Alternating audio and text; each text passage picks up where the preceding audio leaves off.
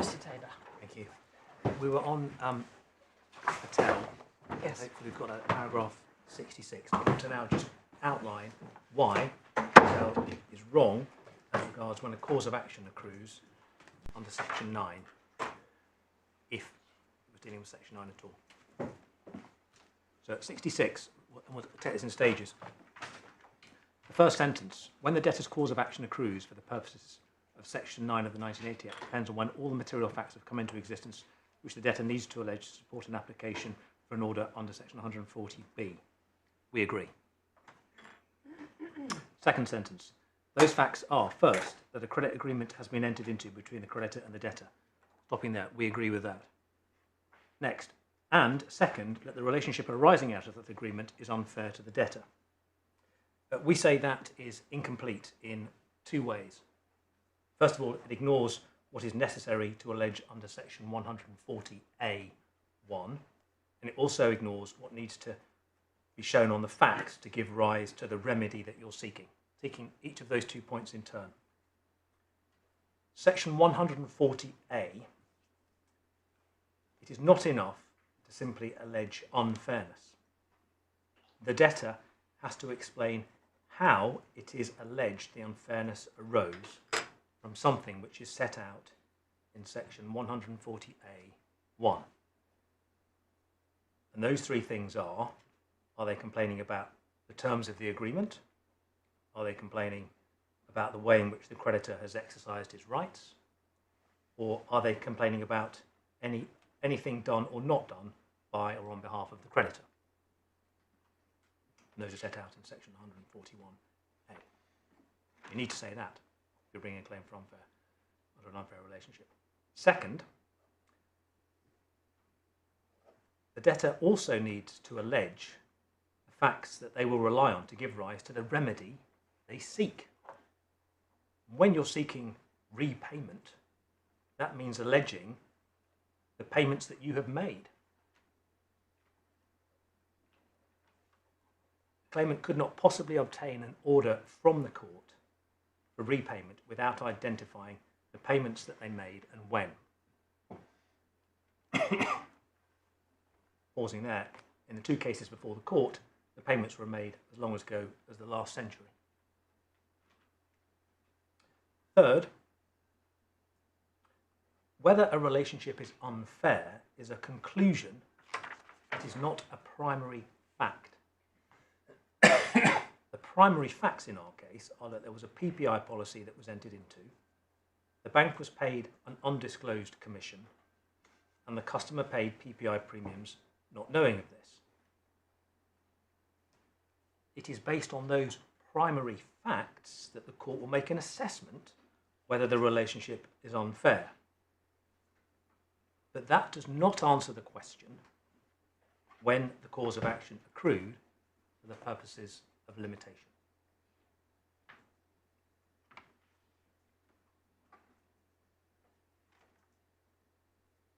Returning to paragraph 66, the next sentence is, if I am right in my analysis of the date at which fairness of the relationship between the creditor and the debtor falls to be assessed, the result is that the debtor's cause of action is a continuing one which accrues from day to day until the relevant relationship ends.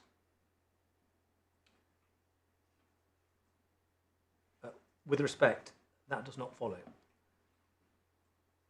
In paragraph 65, Mr. Leggett held that the date of assessment was the end of the credit agreement, or, if the relationship was still ongoing, the date of trial.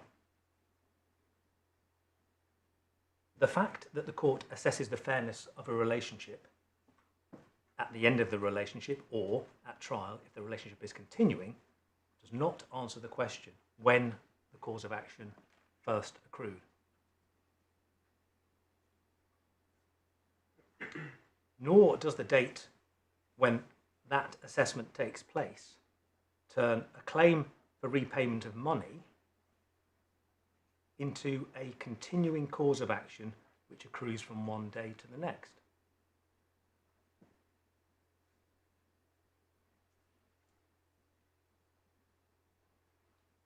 the fact that the assessment of unfairness is postponed does not, on authority, mean that the cause of action arises later. I've taken you to the Hillingdon case and the Farmerser case, which show that the assessment the court has to make is not determinative of when the cause of action accrues.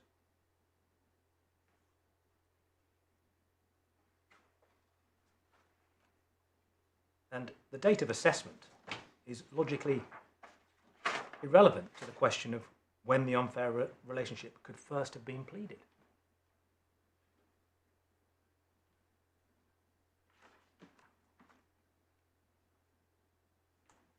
Now, the fact that time has elapsed after the primary facts occurred doesn't make it a new cause of action. So here, all the payments were made over 13 years ago. The fact that time has elapsed since then doesn't make it a new cause of action. The claimants say in paragraph 75 of their Smith skeleton that, and I quote, "A claim brought earlier in time will inevitably involve a different cause of action and a different assessment to a claim brought later in time." Well, on the facts of Smith and Burrell, that is simply not correct. The claim for repayment that could have been pleaded on the 6th of April 2008 is precisely the same as the claim that they pleaded in 2019. They rely on precisely the same facts that existed on the 6th of April 2008. That is not a new cause of action.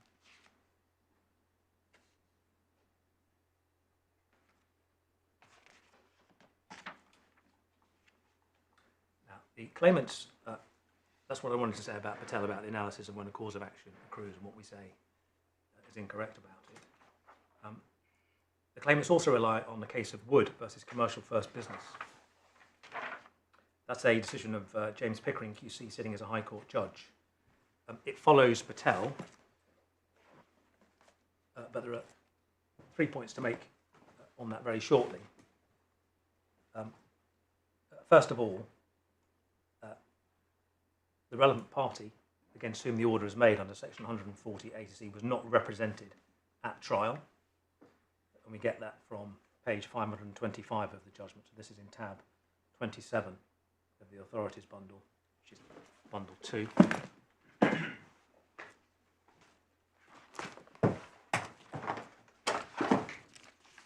So 525 of the internal pagination, the bundle. You see at the top there, the first defendant was not represented. That's the party against whom an order for repayment under section 140A was made. If we go right to the end of the judgment, at page 183, on page 568, we'll see how the point on limitation arose. In fact, paragraph 183, it was after the hand down of judgment that the court was referred for the first time to Patel versus Patel. It's at paragraph 183. Subsequent to the production of the first draft of this judgment, I was referred to the case of Patel versus Patel, in which it was said, and they quote from Mr. Leggett's judgment in Patel. There was no argument at all on whether Patel applied to section 9, whether it was correctly decided.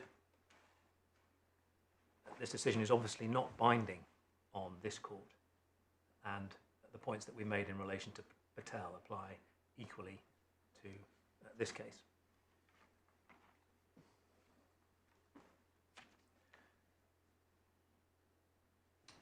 So that deals with my third argument, that Patel is wrong as regards section 9 of the Limitation Act. The fourth argument is that set out in paragraphs 62 to 63 of our skeleton. In summary, we say that if Patel is right and decides that the limitation point for section 9, then on that basis the cause of action accrues when the relevant relationship ends. Here, that was the relationship arising out of the credit card taken with the related agreement, i.e. the PPI policy, and that relationship, in distinction to the relationship arising out of the credit card alone, ended when the PPI policies ended.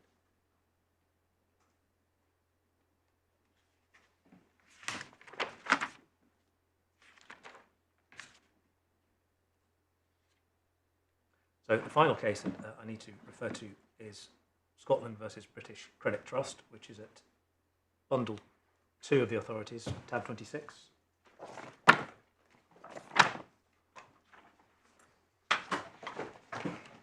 Now, I'll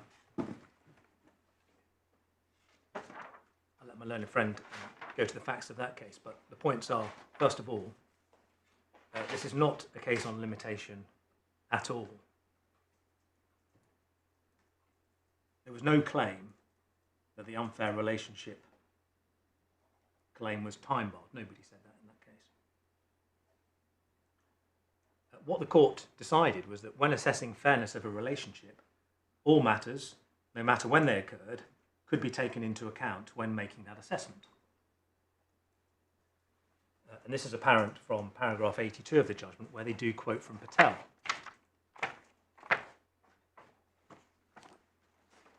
So page 517.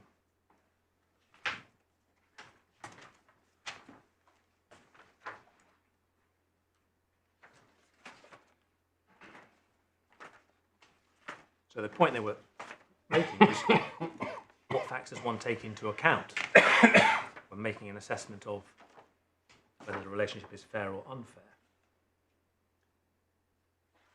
The quote that they take from Patel is on that point, and it stops before Mr. Leggett went on to consider limitation in Patel.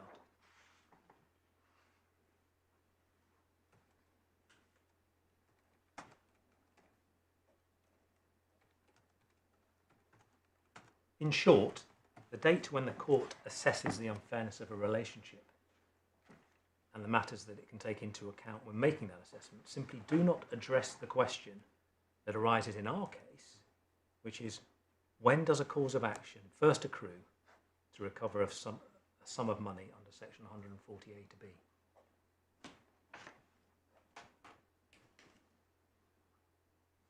And the answer to that question is set out in the House of Lords and Court of Appeal authorities that I cited this morning about when a cause of action accrues to recover a sum of money pursuant to an enactment by a statute. So unless I can be of any further assistance. No, thank you very much. Thank you, Mr. Taylor.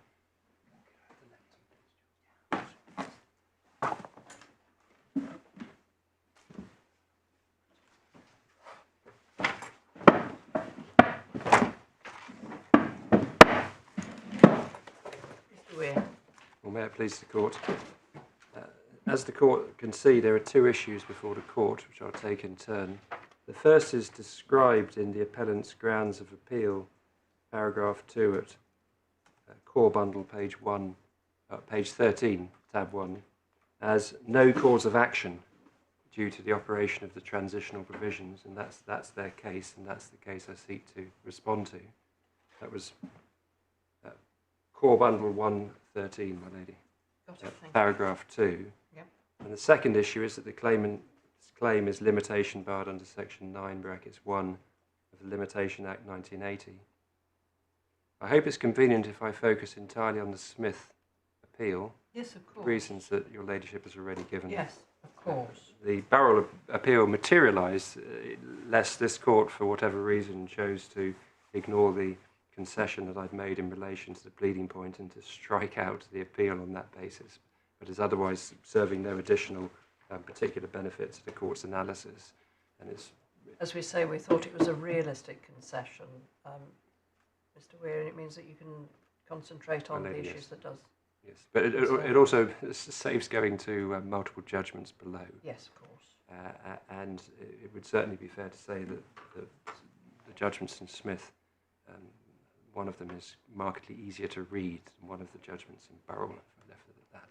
All right. My lady, turning then to the appeal on the ground that the claimant has got no cause of action, and to the bank's case, I understand obviously we've listened to oral submissions today, but I'm going to seek to reduce it down as I follow it to three core submissions that the bank makes, which I'll then respond to. The first is, and I'll explain in a moment why this is necessary for the bank, that the unfairness of the relationship arose out of the credit agreement taken with the related agreement, that's the PPI agreement. I'll give you the second, then give you references in a moment from there, because the first and second sort of come together.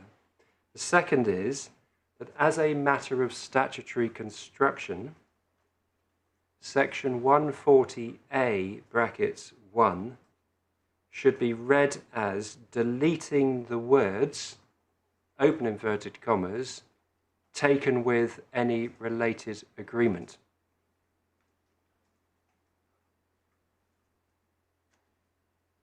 That's the bank's case, and the reason it needs one with two is they run together. The bank is saying your unfairness didn't arise out of the credit agreement alone, it arose out of the credit agreement taken with the PPI agreement. This is all under section 140A as opposed to B. But 140A has to be read down in the most extreme fashion by deletion of words that are in there. And when it's read down, you're never going to be able to establish unfairness, because your unfairness didn't arise solely out of the credit agreement, which is how you should read section 140A. And I can show you how that's the reality of the bank's case, because I'll give you the references from a grounds for appeal paragraph 2D, which is core bundle again, tab 1, page 14, and para 23.1 of their skeleton argument, tab 2, page 25.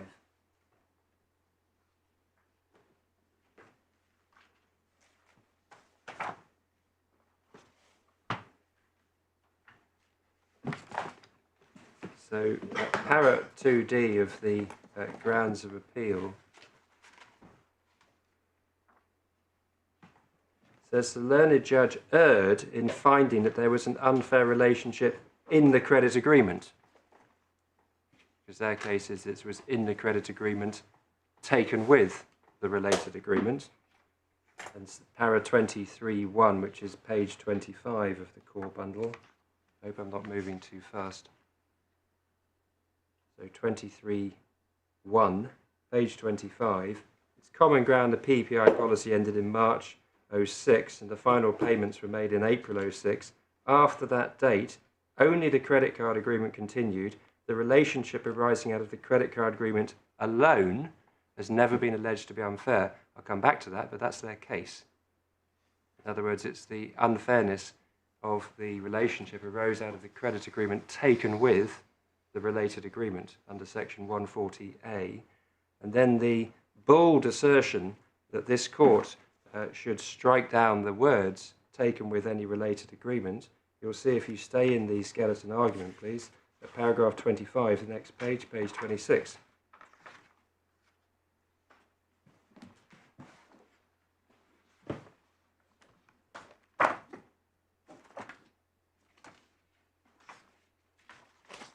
And you'll see the bottom part of paragraph 25, that the PPI policy never became subject to that legislation, because it ended before that date. In terms of section 140A, it was only the relationship arising out of the credit agreement that became subject to the unfair relationship legislation, not the agreement taken with any related agreement. That's their case.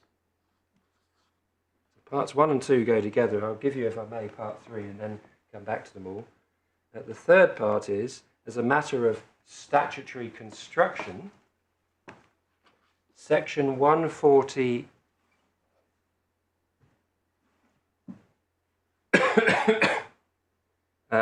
B cannot be interpreted to permit the court to find that the creditor is required to pay any sum paid by a debtor, open inverted commas, by virtue of the agreement.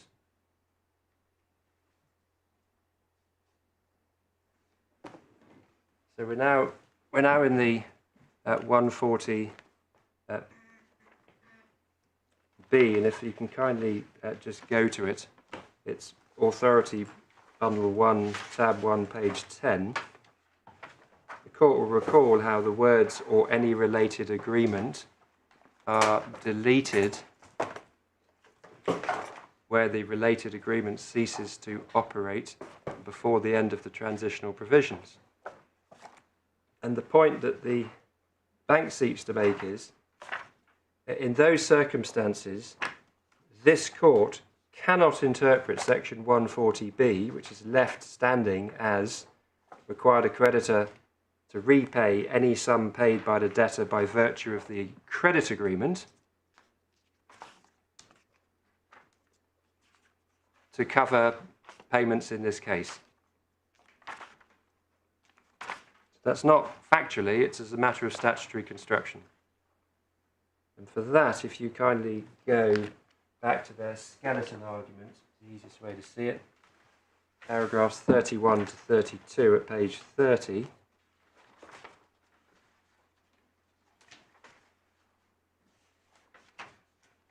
So page 30 of the core bundle, please. Tab 2. Does your ladyship have that? Yes, I've got it out. I'm very grateful. Paragraph 31, under hole punch, the second part of it. Given this, on the true construction of the statute, the PPI premiums were paid by virtue of the PPI policy, and that construction gives effect to the policy set out above. And the next paragraph, even if it might be said the PPI premiums payable both by virtue of the PPI policy and by virtue of the PPI of the credit card agreement, minimising the degree of retrospection and giving effect to the policy part of legislation, requires holding that they're payable by virtue of the PPI policy and so irrecoverable. So that's an issue of statutory construction. That's how the case is put. It's a bold one.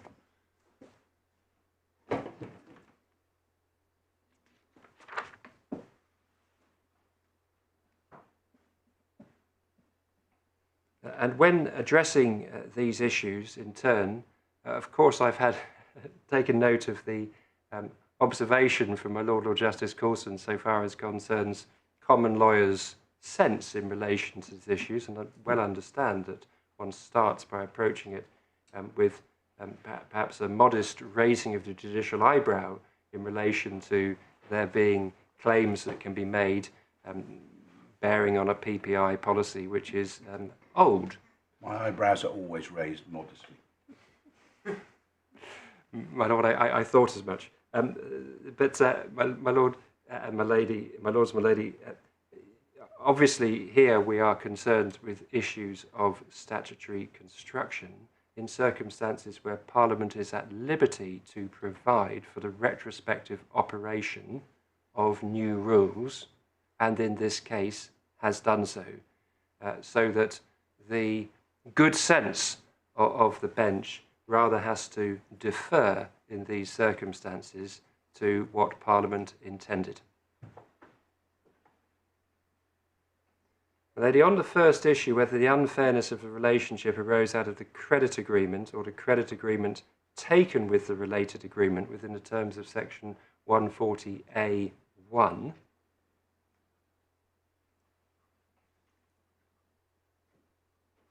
my understanding is that the bank is not saying as a matter of statutory construction it be impermissible to make a finding that the relationship was unfair arising out of the credit agreement as opposed to the credit agreement taken with the PPI agreement. My understanding is the submission is a matter of factual reality. The unfairness arose out of the credit agreement taken with the PPI agreement. And the claimant's response in very summary form is that the unfairness can be seen as arising out of the credit agreement taken with the PPI agreement or the credit agreement on its own. And that's because the facts underlying the court's assessment of both or either finding would apply. There's nothing in RBS's submission that the claimant never alleged that the relationship arising out of the credit agreement on its own was unfair. I've taken you to where they say that in clear terms in para 23.1. The pleading in the case set exactly that out at paragraph 9. I'll just give you the reference. It's the core bundle, tab 14, page 193.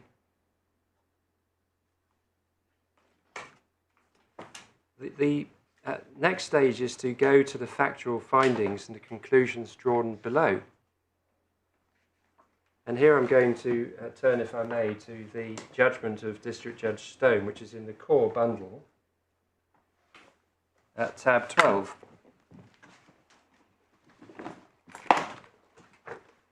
It starts at page 167, it's the head notes at 167, but I'm just going to go straight over to 168.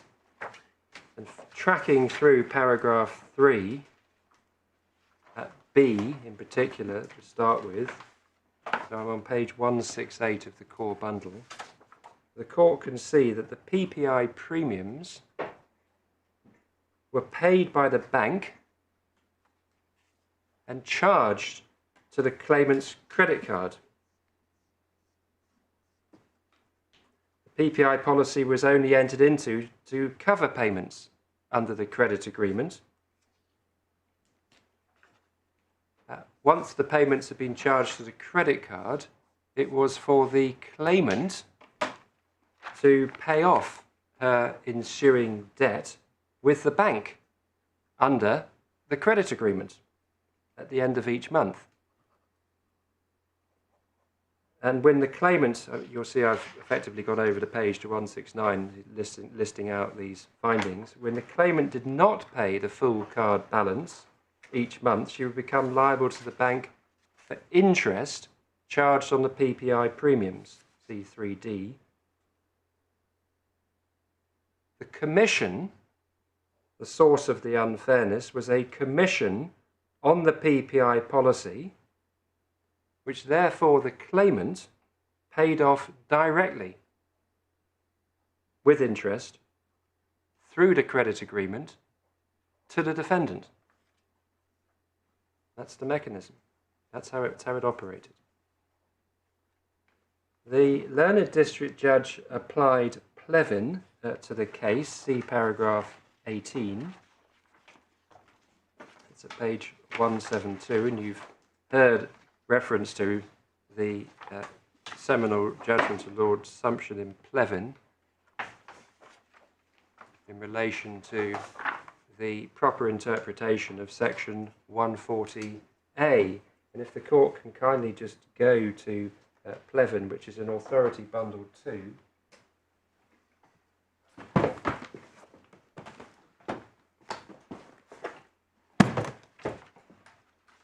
Tab 25.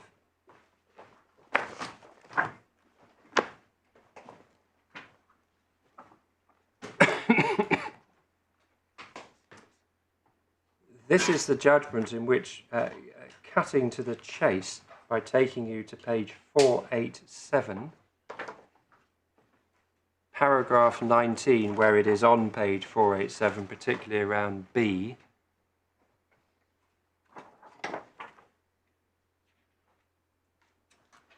the key analysis of the Supreme Court is therein contained. My lady, do you have the part where it says, bearing in mind the breadth of section 140A in the instance of the burden of proof according to section 140B9, ladyship, see that? I do. The creditor must normally be regarded as responsible for an omission to make his relationship with the debtor unfair if he fails to take such steps as 1. It would be reasonable to expect the creditor or someone acting on his behalf to take in the interests of fairness, and 2. Would have removed the source of that unfairness or mitigated its consequences so that the relationship as a whole can no longer be regarded as unfair. So if the court's kind enough, and forgive me for those with a computer, this is a bit more troublesome, but I'm going to dip back to section 140A, which for me is, it's probably a version of it in the Plevin, I'm sure there will be in Plevin, but it's also back in the Authority Bundle 1, tab 1, page 9. Where I have it. Oh, well, I'm very grateful, Lord. But it was on page 482 as well, in the judgment. If the court kindly goes back to 140A, and not that much time has been spent on 140A to date, the court just has a peek at 140A, which is, we say, the right. 140B is the remedy provision. The court will see, I'm going to go back to the language of this in more detail later, but just to understand how it operates in the context of PPI agreements. It says the court may make an order under section 140B in connection with a credit agreement if it determines that the relationship between creditor and debtor arising out of the agreement, brackets, or the agreement taken with any related agreement, is unfair to the debtor because of one or more of the following. Little c, any other thing done or not done by or on behalf of the creditor, either before or after the making of the agreement or any related agreement. And the Plevin judgment determines that in circumstances where the creditor takes a commission over a tipping point, and there's no doubt it's over the tipping point here, that much is agreed, although we've never been told what the amount of the commission was, but it certainly would have been high, well over 50%, which is normally the tipping point. So if the creditor omits to inform the debtor of the fact and amount of the commission, that omission renders the agreement, all other things being equal, I'll come back to that later, the relationship rather, unfair. See paragraph 19 of Plevin. That's what Plevin did. So the application of Plevin to this case is an application of section 140A 1C, which is all about the relationship between the debtor and the creditor. The Plevin judgment itself, if the court still has that open, please, and you go right to the end of the Plevin judgment, paragraph 40 on page 494. So we're in Authority Bundle 2, page 494, tab 25, paragraph 40. The court will see under the heading, any related agreement, Lord Sumption adding to his judgment, I record for completeness that Mrs. Plevin didn't rely on the reference to any related agreement in section 140A1C, either in the courts below or, after some initial hesitation, before us. We've therefore not heard arguments on whether the PPI policy was a related agreement, etc. And that reference to section 140A1C is a reference in our submission to 140A1, the preamble paragraph, and C, not just a reference to related agreement under C, where it really doesn't sort of carry the weight. If it was going to carry the weight, it would carry the weight in the part of section 140A1 with which this court is concerned, which is where it says arising out of the agreement, brackets, or the agreement taken with any related agreement. Since Lord Sumption hadn't even determined whether the PPI agreement was a related agreement, we can see that in Plevin, the whole case has been decided without reference to the related agreement at all. So that when we're told repeatedly this is all about the PPI agreement, all about the PPI agreement, I understand at a broad level of generality or by way of introduction to the issues that it's all about the PPI agreement, but it's actually all about the unfair relationship between a creditor who receives commission, which the debtor funds under the credit agreement, which commission, fact and amount, are not passed on to the debtor in circumstances where, see para 19 of Plevin, it fairness determines they should have been.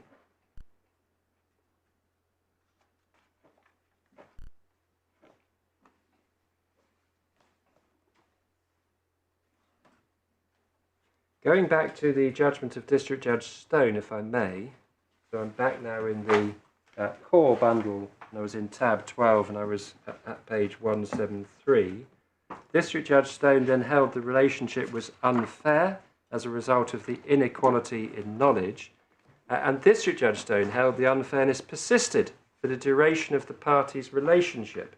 See paragraphs 19 to 20 at page 173. That is, up until 2015. Those are express findings by DJ Stone, which you can see. The unfairness being the non-provision of the information about the amount of the commission. That is exactly so. Yeah, that's the only finding, isn't it? Absolutely. Reading Absolutely. 19 and 20. It's Plevin, and Plevin is about Yes. the omission to inform. Yes. And in certain circumstances where the commission is of a particular size, that omission to inform is unfair. So on this basis, if she hadn't ended the credit arrangement in 2015, she would still have an ongoing course of action. See Burrell against RBS. It wouldn't have accrued. We didn't. It we could weren't- last for centuries. My lord, it could. Yeah. It could, and it could last for centuries, or it could last for 7 days. It can last for 7 days if the creditor elects to terminate the credit agreement. No. Terminable on 7 days' notice.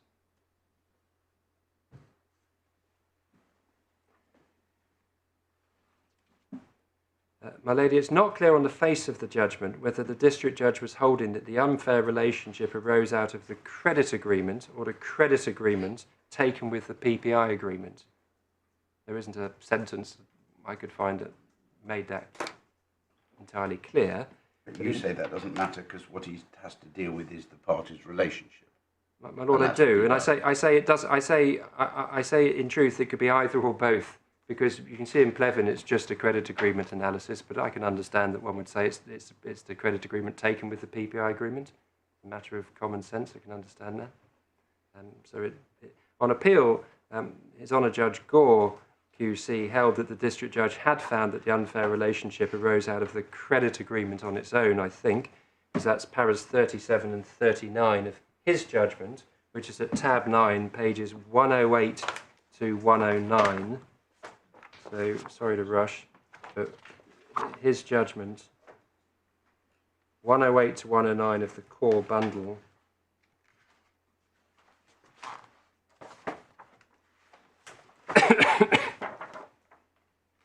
His 37E, as I follow it, is him saying that the district judge had ample evidence and gave good and sufficient reasons for concluding the relationship was unfair. He uses the words in connection with, it's arising out of in the statute, but that's what I understand him to be saying there. And 39, to similar effect, he says in connection with the credit agreement.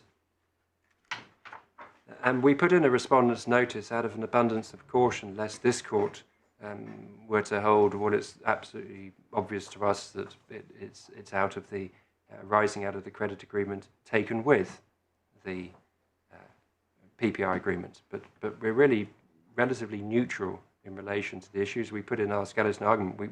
That's our primary case. Our secondary case is it's just a credit agreement, but really one takes a relatively neutral position in relation to that. That then takes us on to issue 2, which is, as a matter of statutory construction, should section 140A be read down by deleting the words taken with any related agreement, where the related agreement ended, or I should say ceased to operate, before the end of the transitional provisional period? The short answer to that is no. The longer answer involves consideration. I'll break this down, if I may, into first the terms of the transitional provisions, second the purpose of the 2006 Act, introducing sections 140A to C, and thirdly the relevance and assistance obtained from parliamentary materials. So far as concern the transitional provisions themselves, can I invite the court to go back to them? I know the court's already had the opportunity to study them, but can I please invite the court to go back to Authority Bundle 1, tab 3, page 29. If I can make the following submissions. Starting at paragraph 14, please, on page 29, para 14. There is no doubt that this provision operates to provide for the retrospective application of the new regime. Parliament has done so in a measured way, affecting existing rights and obligations in relation to the future through the mechanism of a transitional period. Turning to paragraph 14 itself, paragraph 14 provides in clear terms that the court can make an order in connection with a credit agreement, underlined please, credit agreement, which was entered into before the commencement of the Act, provided that the credit agreement is not a completed agreement. That's what it does. A completed agreement is one that ends, if I put it like that, before the 6th of April 2008. So provided the earlier credit agreement, the credit agreement whether entered into in a sort of to up the prejudice last century, we don't mind. Decades ago, it doesn't matter. Whenever it was entered into before the CCA 2006 came onto the books, Parliament has determined that provided that credit agreement has continued beyond the 6th of April 2008, then the new statutory regime will apply, obviously subject to the further developments that we see when looking at paragraphs 14 to 16, but that's where we start. So that is the immediate answer to the common sense concern in relation to this looks very old. Parliament has spoken. And the retrospective application has been linked to the credit agreement, not to the related agreement. Parliament's choice. The only question is whether the credit agreement has continued beyond April 2008. In this case, it has. Provided then, as set out in paragraph 14, provided it is a claim brought by the debtor, additional requirement, then the whole of the agreement is subject to the new statutory regime.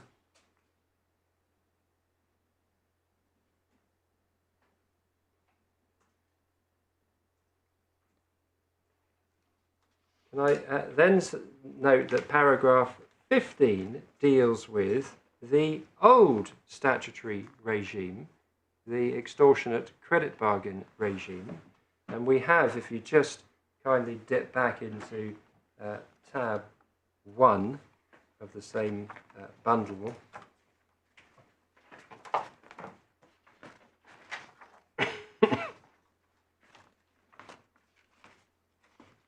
and to page 6, we have the relevant regime there, headed extortionate credit bargains. And as the court will see, and as the court would expect, that is concerned solely with credit agreements. The concept of a related agreement is one which we've seen has been introduced by the new regime.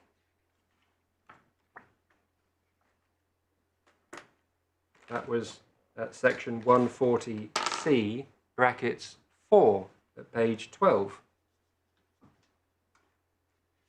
which seeks to define a related agreement. But the old extortionate credit bargain, you'll see section 137, page 6. If the court finds a credit bargain extortionate, it may reopen the credit agreement. And it defines credit agreement. The credit agreement means an agreement between an individual, the debtor, and any other person, the creditor, for which the creditor provides a debtor with credit of any amount. And so what we've got is the old regime for the debtor-creditor agreement is the extortionate credit bargain agreement. The new regime for the debtor-creditor relationship is the Section 140A. This is all about the credit agreement and the credit relationship, not all about the related agreement. And again, consistently with the above, and the full application of the new regime to a credit agreement whenever it was formed, provided it has endured beyond the 16th of April 2008, see please paragraph 16(1) to Schedule 3 to the 2006 Act, page 30.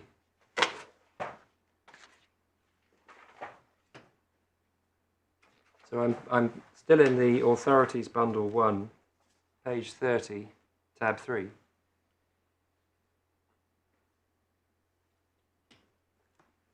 In which Parliament provides it is immaterial for the purposes of Section 140C 4A to C, and that's the provision I've just referred to, which is on page 12, which deals with defining related agreements, when, as the case may be, a credit agreement or a linked transaction was made or a security was provided. It doesn't matter.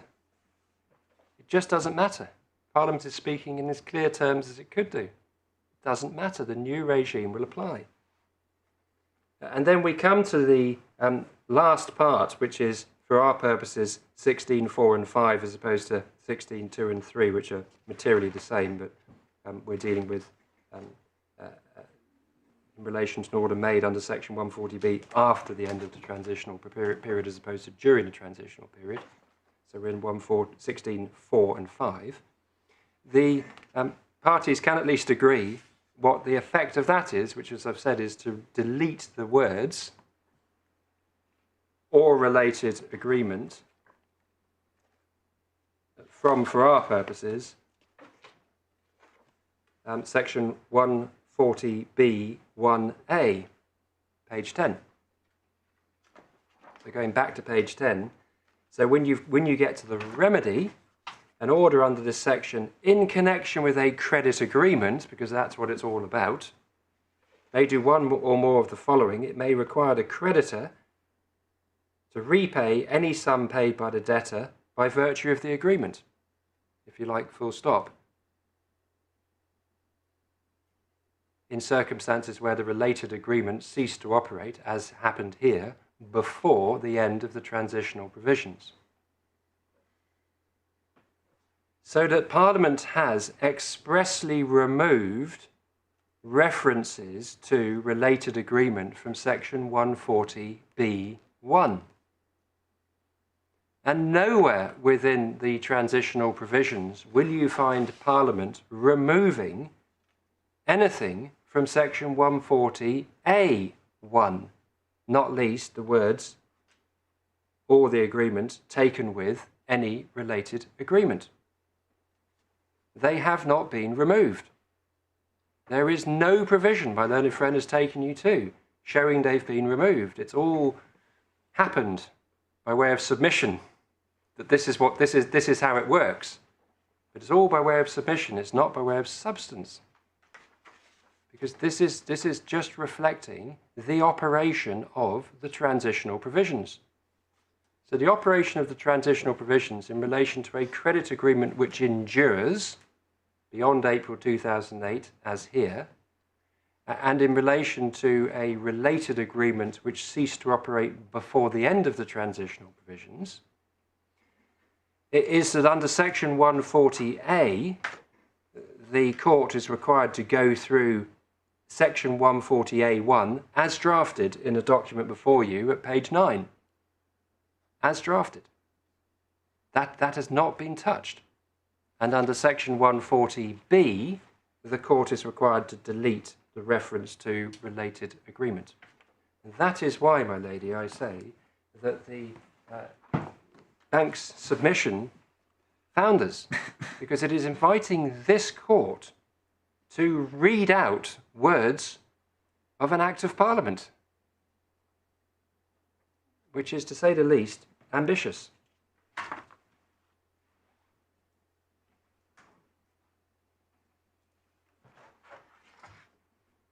The context in terms of statutory purpose isn't just to reflect upon the statutory purpose of the transitional provisions, but is also to reflect upon the statutory purpose of the provisions which are being enacted. And there's no doubt that the statutory regime was designed to enhance the protection afforded to consumers. So said Lord Justice Kitchen, as he then was in Scotland, at paragraph 25. And I'll just take you to that briefly, if I may. So in Authority Bundle 2, tab 26, page 503.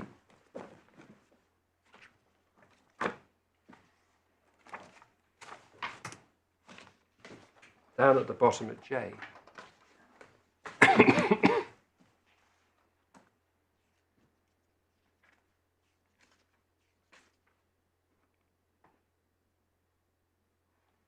We sidebarred the relevant passage, and hopefully the court can see that.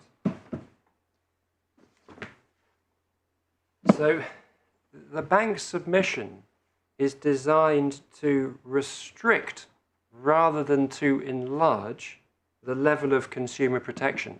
It's inviting the court to interpret Section 140A so as to restrict the level of consumer protection, which is not attractive in context, that the purpose is to enhance consumer protection, not the other way around. Vis-a-vis the parliamentary materials, they fall into two parts. The first being the extra-parliamentary materials, and the second being the intra-parliamentary materials. No doubt the extra-parliamentary materials can be referred to in the ordinary way.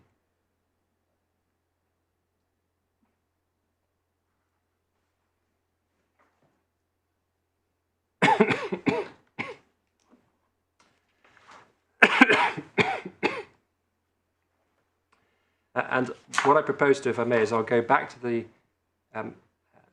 parliamentary materials, because they're also prayed in aid for the by virtue of in one go, if I may, later. So I sort of park those, if I may. But essentially what's happening is that the bank is seeking to elide the distinction clearly drawn in the statutory scheme between right and remedy.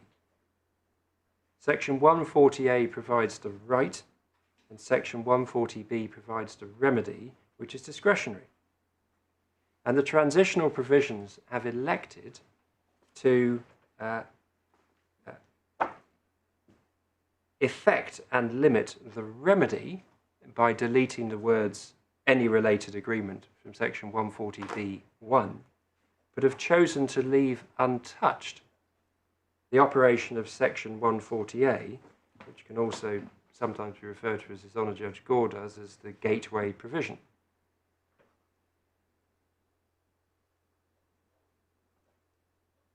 The case of Barnes and Black Horse, to which you've been referred, wasn't a case about is there a continuing ongoing operation of the PPI at all. It was a case simply about in circumstances where you have a loan, which was the third loan, which has wrapped up two previous loans, which therefore qualify under the new regime as related agreements.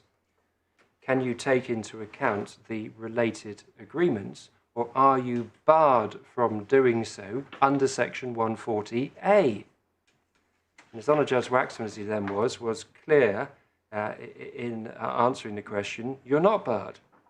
And that had nothing to do with the add-on that we've heard today, submission, well, it's all very different then because payments might still have been outstanding in relation to the earlier loans. That doesn't mirror the analysis of the learned judge at all.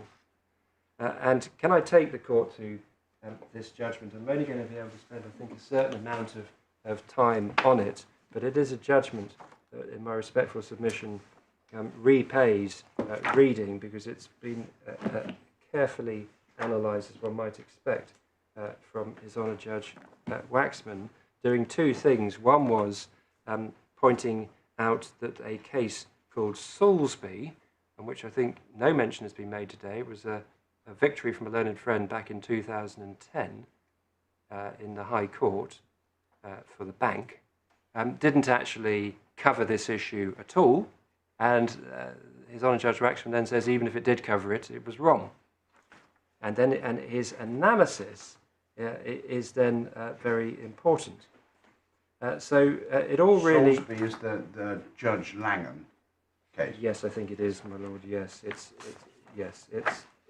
tab 21, and you're absolutely right. It's His Honour Judge Langham, and you see the sort of key parts because they've been sidebarred by my learned friend, paras 33 to 34. I don't wish to reduce it down to that, but that's essentially it.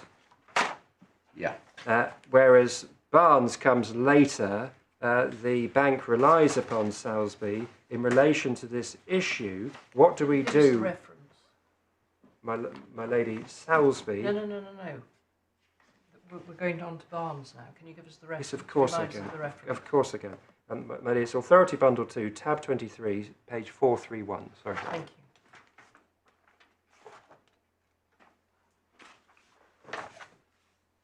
My enthusiasm got the better of me, my lady. So if the court kindly goes to page 449, Thank you. under the heading before para 64, issue 2, exclusion of the first and second agreements from consideration of the unfair relationship in relation to the third. So the third was the extant agreement. And these were the paragraphs we were asked to read this morning. Well, yes. I mean, it's one of these scenarios where, however unappealing it is when barristers do this, I'm essentially going to be inviting the court to read in due course all the way from para 64 to para 77. Yeah. Well, for present purposes, that's the relevant section of the judgment. Yes, it is, my lord. Yeah. Yes, and unfortunately, as I say, all of that really. In due course, if I can... Yeah, it's what Judge Waxman says about what he calls issue 2. It's exactly what it is, my lord, and I was just trying to sort of draw it to life. It's because you see how he starts para 64. The first and second agreements are related agreements, and that's because when you go to...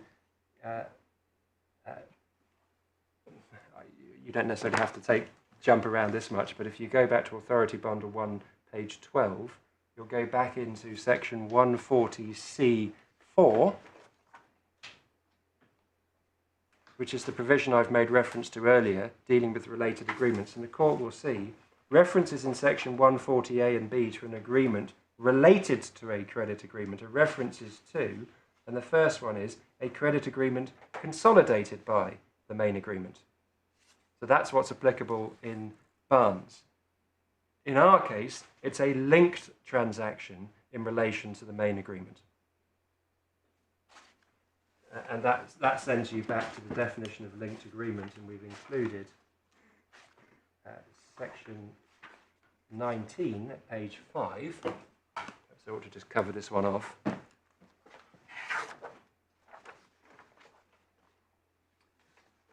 Your ladyship, see that? Page 5. And 19.1b.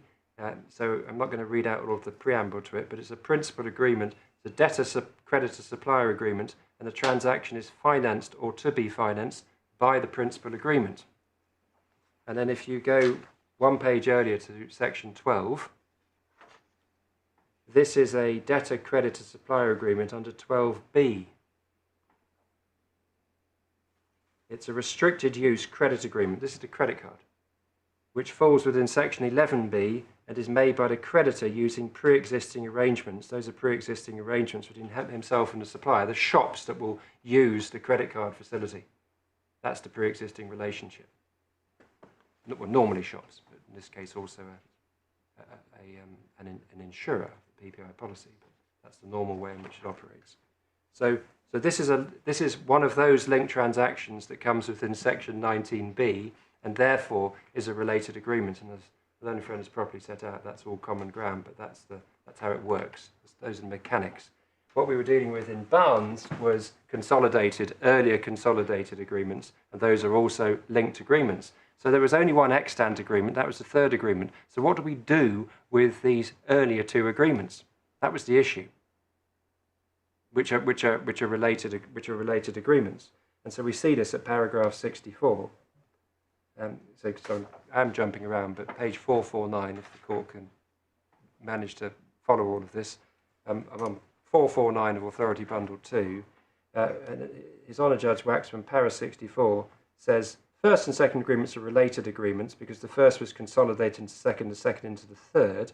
There could be no direct claim that they gave rise to an unfair relationship because they were both completed before the 6th of April 2007. So although they were credit agreements, they didn't get past the chop of para 14.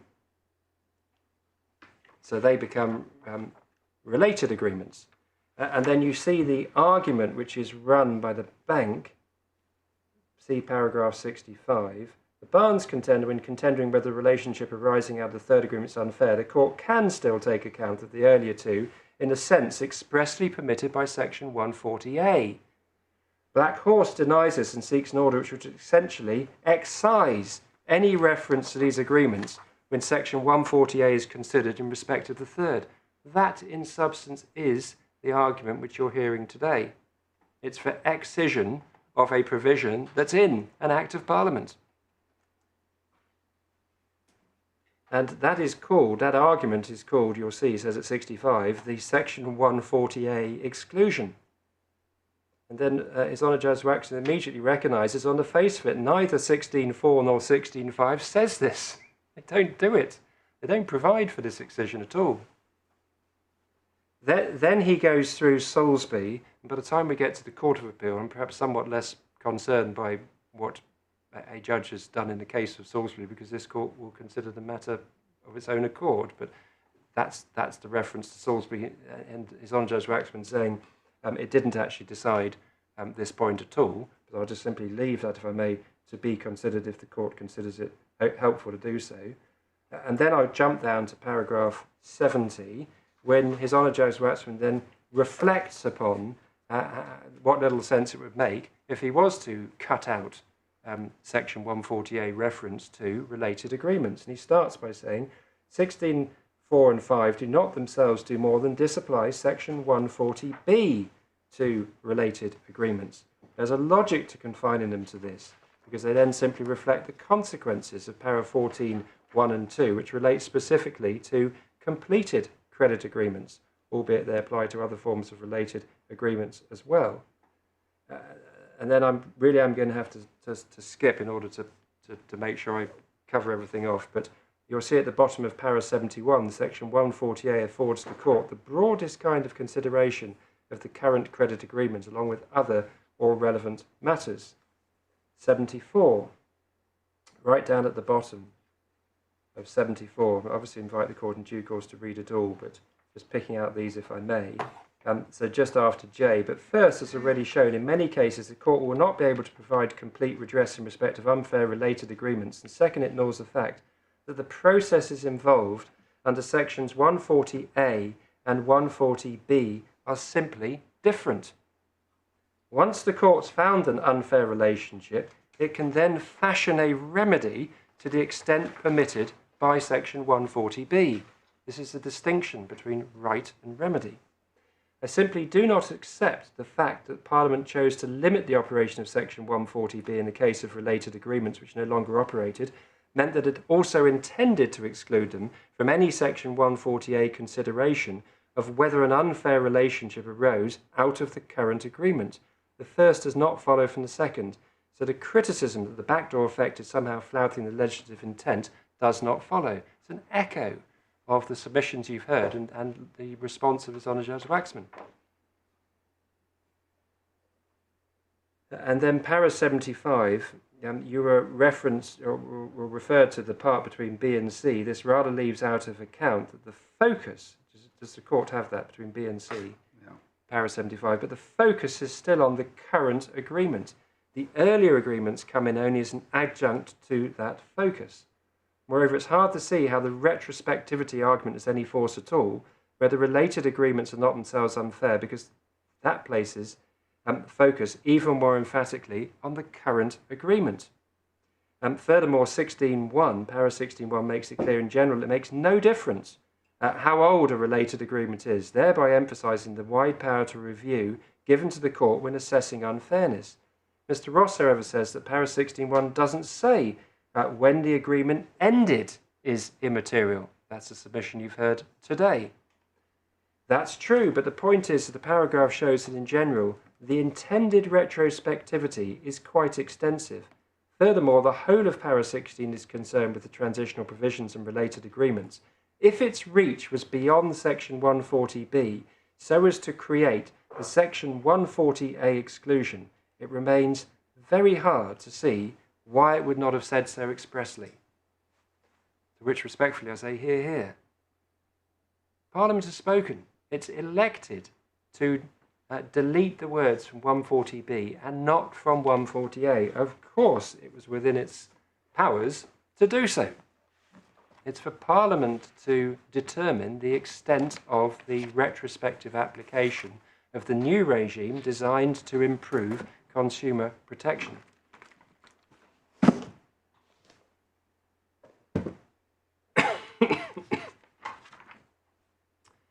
My lady, the third issue was whether, as a matter of statutory construction, the court is required to find, in a case such as this, that the sums paid by the debtor were only by virtue of the PPI agreement. So we're now in 140B. Again, the short answer is no. The court is not required to find that the sums were paid only by virtue of the PPI agreement, where the PPI agreement ceased to operate before the end of the transitional provisions.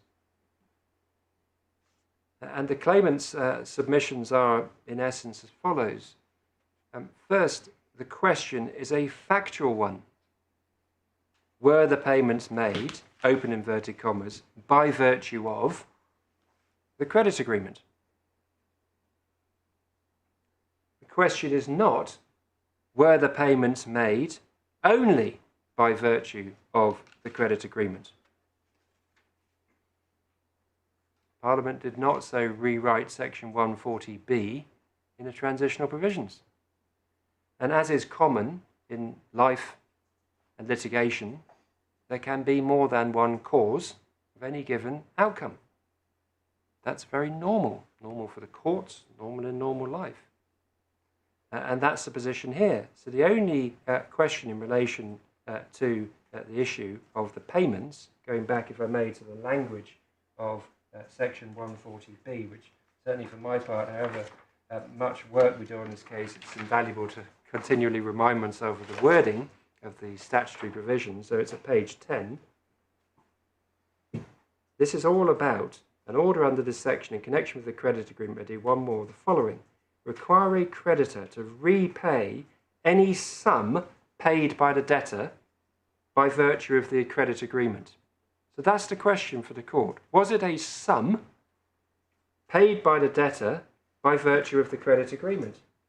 Not, was it a sum paid only by virtue of the credit agreement, just was it a sum paid by virtue of the credit agreement? And that factual question was answered by District Judge Stone, paragraphs 21 to 29. The court will now kindly go back into the core bundle. So we're in core bundle, tab 12, pages 173 to 178.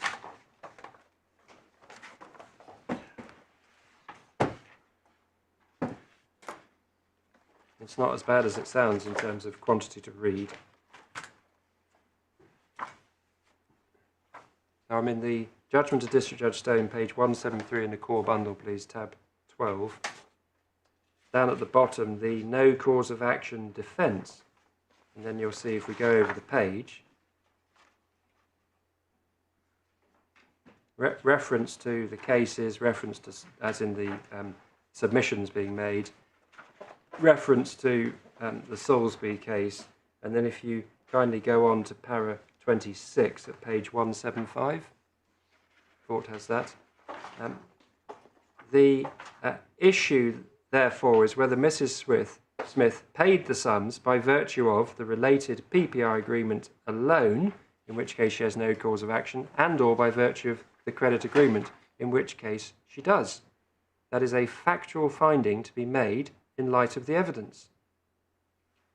Then District Judge Stone sets out the evidence, para 27, which is valuable to read, but I don't need to rehearse again for the moment because I sought to give the essential facts at the outset of my submissions. But here we've got, as I say, in terms, these are payments which were made by the consumer debtor to the creditor. That sounds like a payment made by virtue of the credit agreement to me. And then we have the clear conclusion. So you see the analysis at para 27, which leads to the clear conclusion at para 28, page 177. Taking those findings together, I find that all sums paid towards the PPI policy were paid by virtue of the credit agreement. And to be fair, it would be difficult to see how it could be otherwise. Because on the evidence, the payments were made, the PPI agreement is parasitic on the credit agreement. The PPI payments were all made by the defendant. The defendant was then repaid with interest by the claimant under the credit agreement. And all those findings were upheld by His Honour Judge Gore on appeal, and the reference for that is Court Bundle tab 9, para 37G at page 108. Page 108, if the court be kind enough to turn it up. 37G. Upon those findings, the district judge concluded, and was entitled to conclude as a matter of fact for which there was evidence and for which he gave good and sufficient reasons, the PPI premium and interest thereon were paid by virtue of the unfair relationship in the credit agreement. There's a slight sort of mangling of the language there, and we need strictly to return We to don't need to worry, do we, too much about Judge Gore mangling the language, because, I mean, this is a second appeal. Well, so what matters is what the district judge said. Absolutely. And a hearing in front of Judge Gore wasn't a rehearing, it was simply an appeal.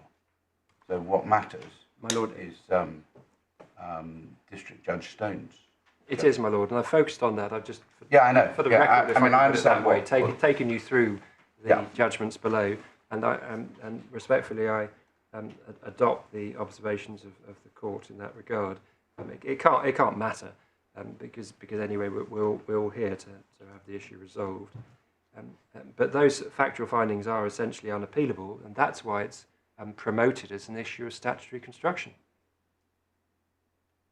which says you are simply not entitled, this court, you are not entitled to make the ordinary finding of fact that the payments made by the debtor were made by virtue of the credit agreement. You cannot make that finding. So there's no difficulty of interpretation here. The words can be given a natural meaning, and then it's then off to a factual assessment by the court at first instance.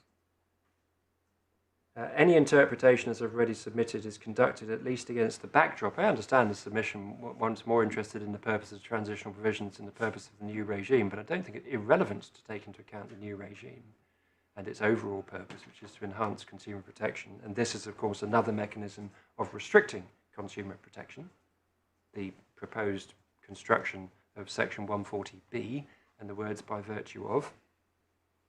And then the parliamentary materials do not support the bank's case, and I'm going to turn to them in just an instant, and nor does the plea to retrospectivity, which didn't feature very large in my learned friend's oral submissions, but which I will deal with. If I can go to the parliamentary materials now, and my learned friend's helpfully taken into them already, so it would be quicker for me. If I just go back to Authority Bundle 2, tab 33, and take them in the same order as my learned friend. These are the DTI question and answers first. At page 732, so right at the end of the hard copy bundle, not that that's particularly relevant electronically. but it's, if you can kindly go to page 732 of Authority Bundle 2, may I make the following points in relation to para 13? The court has it. So it's page 732, my lady. In para 13, first of all, the new unfairness test will have some retrospective effect, of which there's no doubt when we look at the substance, but I mean, that's absolutely right. The new unfairness relationships test will apply to all new credit agreements. May I emphasise the word credit agreements, the words credit agreements for these purposes, and come back to that, made after the date the reforms commence, and will apply to any agreements already made which continue in existence at a specified date after commencement. That is, to any credit agreements following on that sentence. That's exactly the effect of paragraph 14. The period, the next paragraph, the period between the commencement date and the specified date will be a transitional period to allow creditors to ensure that any agreements that will continue beyond the end of the transitional period comply with the new test. That's any credit agreements. Any credit agreements because it's the creditor. So agreements to which the creditor is a party. How's a creditor going to get its house in order? It's going to get its house in order in relation to its credit agreements. And that's where the unfairness under the unfairness relationship comes from. Section 140A, Plevin. It all comes from the relationship in the credit arising out of the credit agreement. This is not guidance about related agreements. It's guidance about the credit agreements. And we see this again. Next paragraph. The old test will continue to apply to agreements. Pausing there. The old test is the extortionate credit bargain test that applies to credit agreements. So the old test will continue to apply to credit agreements that have been completed. Completed is the description, and obviously you've heard about this already today, is a description which is attached in paragraph 14 of Schedule 3 only to credit agreements. And as my lady observed, the description attached to related agreements is ceasing to operate. But completion of agreements, completed agreements, is a description in paragraph 14 which is attached only to credit agreements.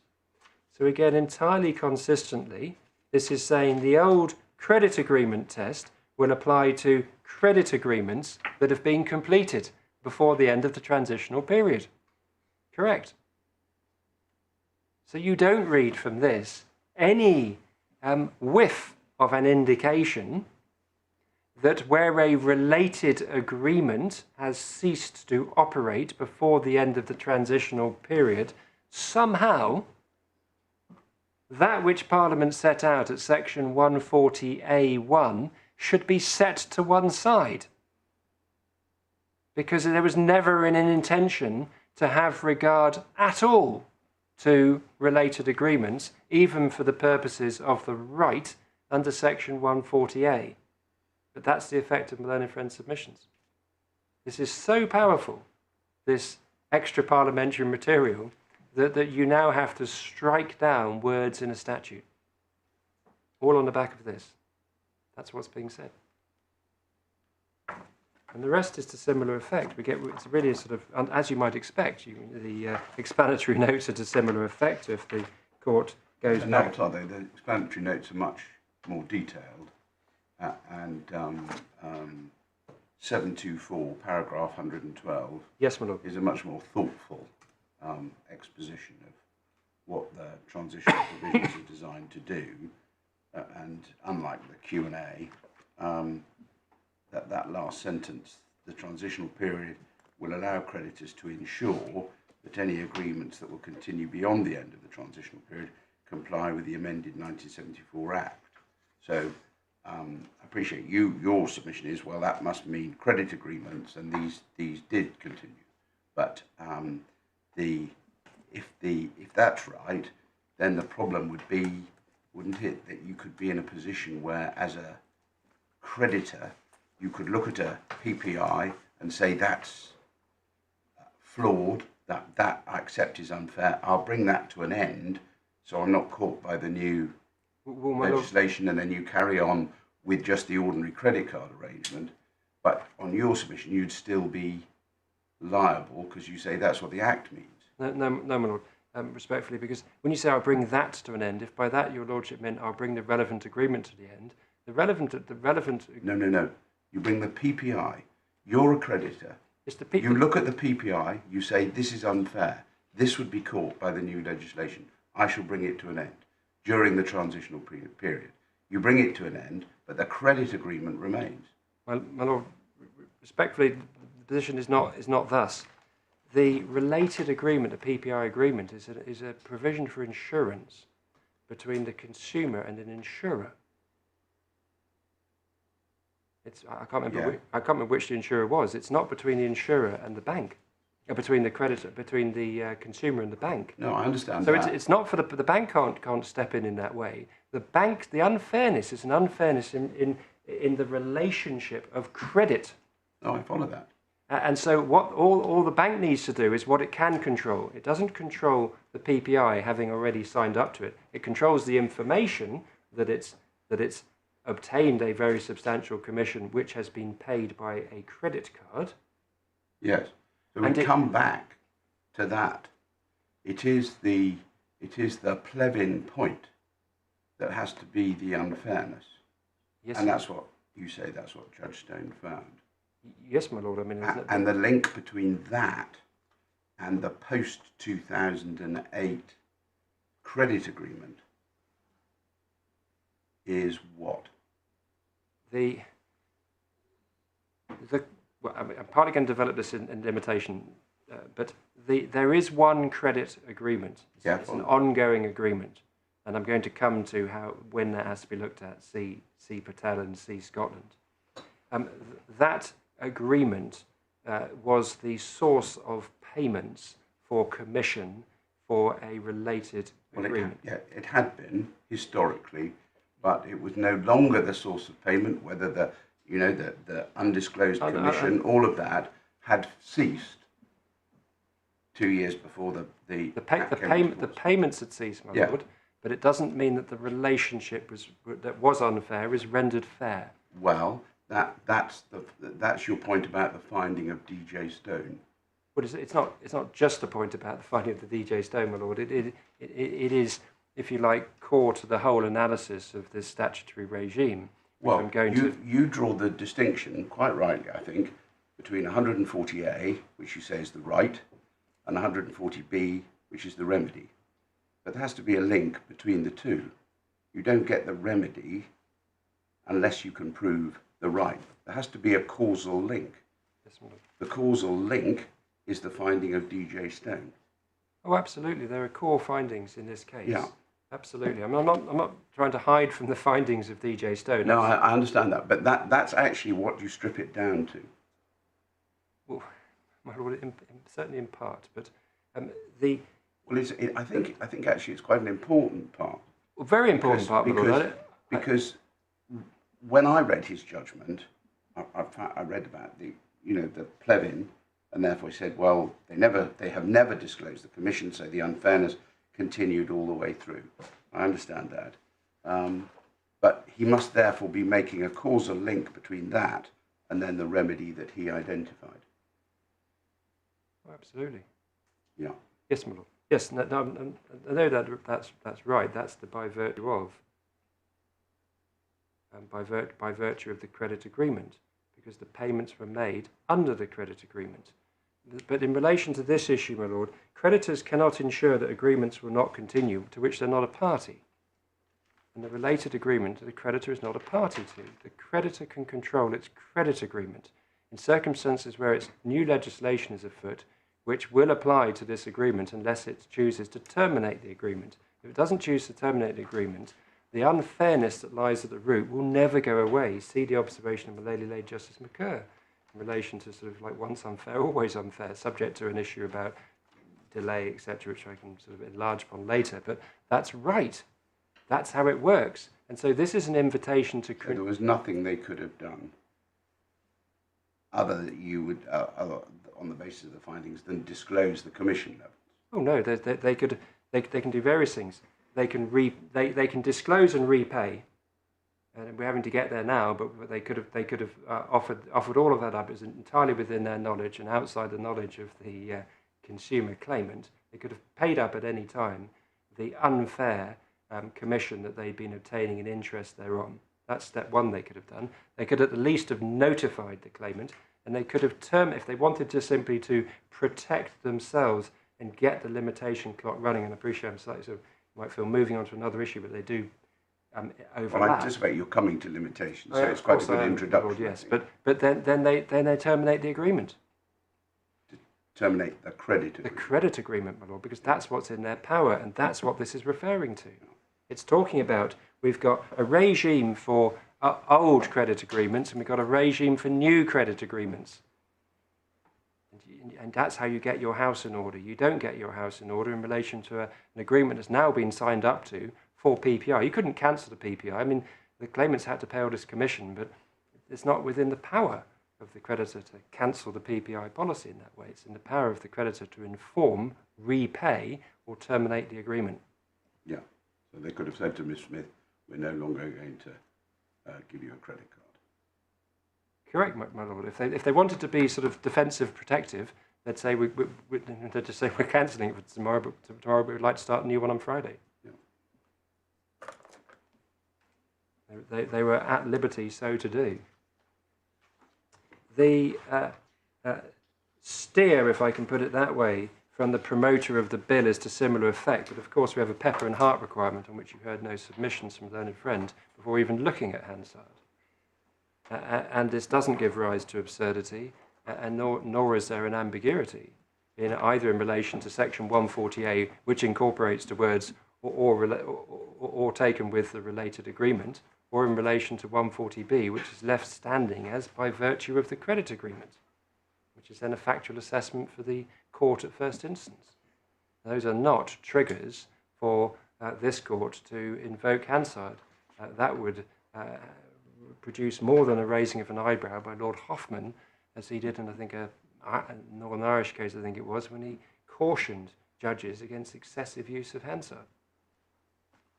I'm not going to hide in relation to Hansard that the Benny essay reading of Hansard doesn't trouble us in the slightest. It's all to similar effect as what you've read.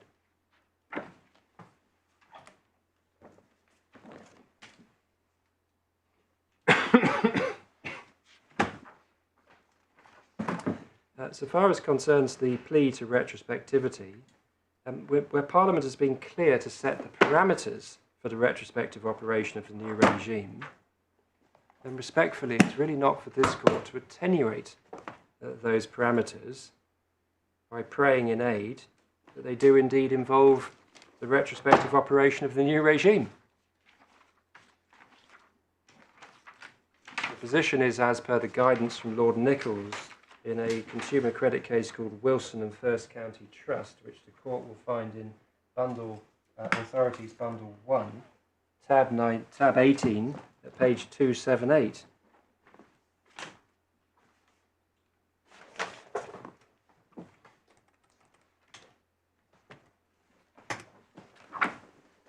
Para 19 down the bottom, and we've sidebarred it. So page 278 of Authority Bundle 1, please.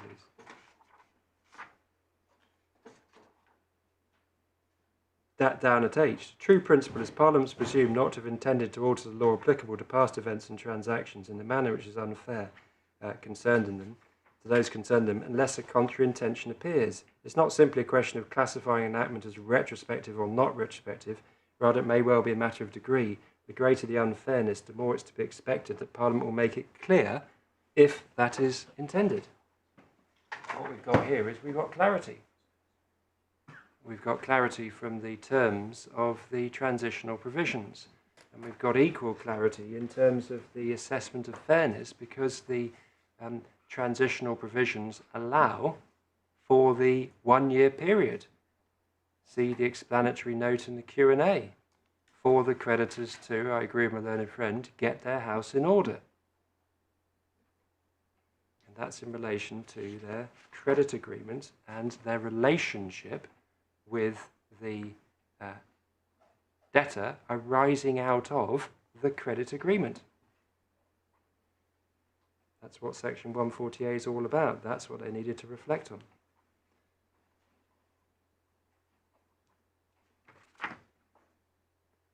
Lady, can I now turn to the second issue, which is the ground that the claim is limitation barred?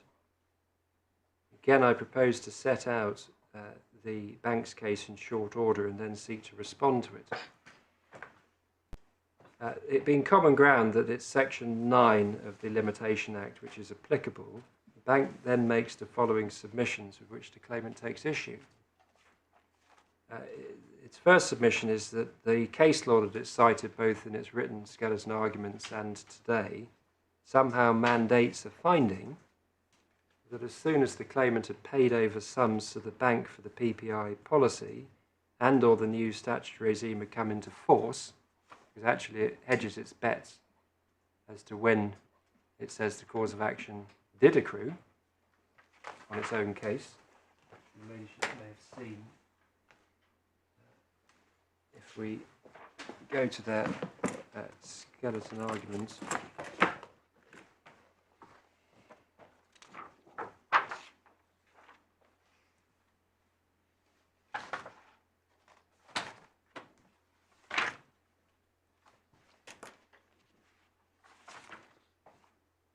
I'll find this in a moment, but it's they say it's either the date of each payment or the date of the last payment or April 2008.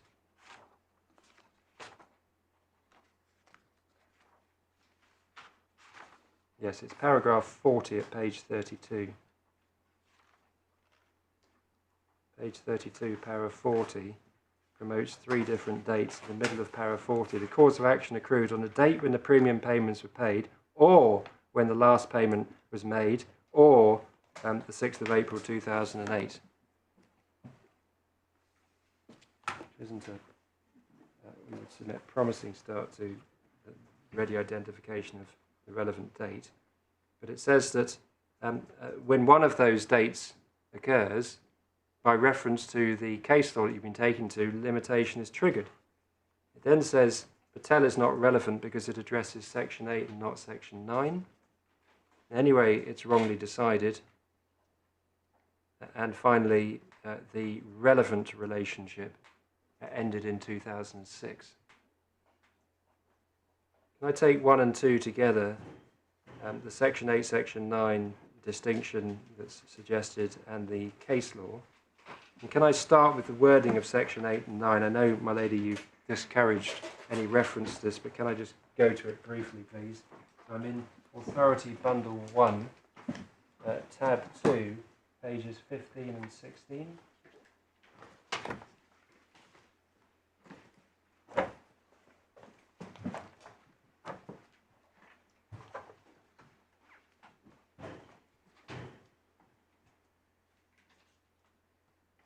Your ladyship, see that? You've got section 8 and section 9 there. Yes. And if your ladyship looks at section 8.1 and the language employed, obviously it's different from section 9 because one refers to a specialty in 12 years, the others were sum recoverable by virtue of an enactment and 6 years, but it's otherwise materially the same.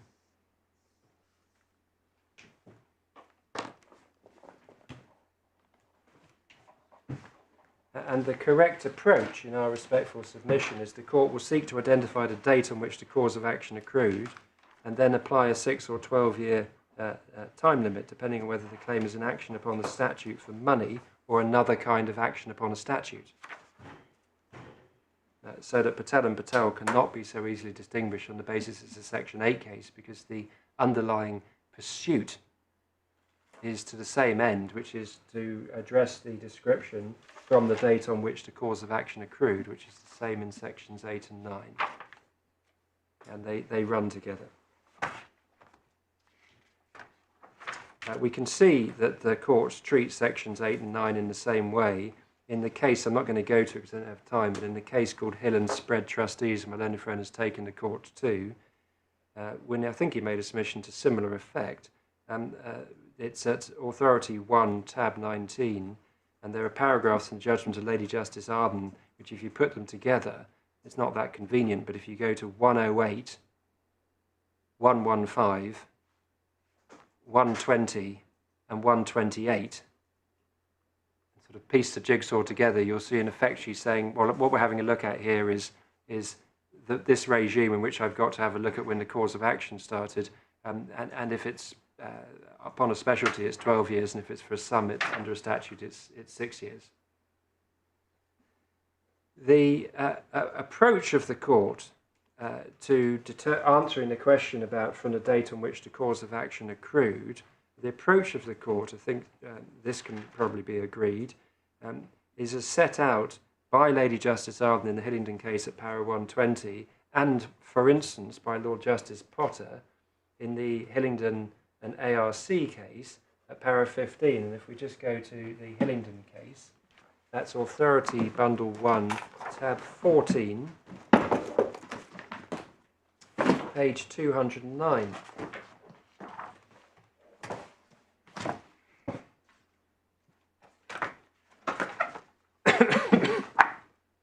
So para 15, which we've sidebarred, my lady, right in the middle between E and F. Mr. King for the defendant submitted rightly that the answer to the question, when does the cause of action to recover a sum recoverable by virtue of an enactment accrue, is to be found in the proper construction of the statute giving the right to recover. And again, it's fairly obvious that you'd go to the statute that's providing you with your cause of action, but it's absolutely imperative. And that means, with no disrespect to my learned friend, that the court must discard the cases that my learned friend has taken you through, the Farmiza, the Hill for other points, the Hillingdon for other points, and so on, because they're all concerned with different statutory regimes. Even the extortionate credit bargain, doesn't matter that it's under the CCA, it comes as little surprise that the court considered that the cause of action for the extortionate credit bargain accrues at the date of the credit agreement, because when you look at the language of Section 137 of the Consumer Credit Act, it's all about the agreement. So as you might expect, that's the trigger for the limitation period. Like breach of contract is the date of breach, damage in your negligence action and so forth. It's all fairly ordinary. In common law, fairly ordinary in many statutes where there may be a dispute, but you go looking and you work out when your cause of action is accrued under that statute. But what this court needs to do is now address this in the context of Section 140A, not in the context of other acts or other provisions of the Consumer Credit Act.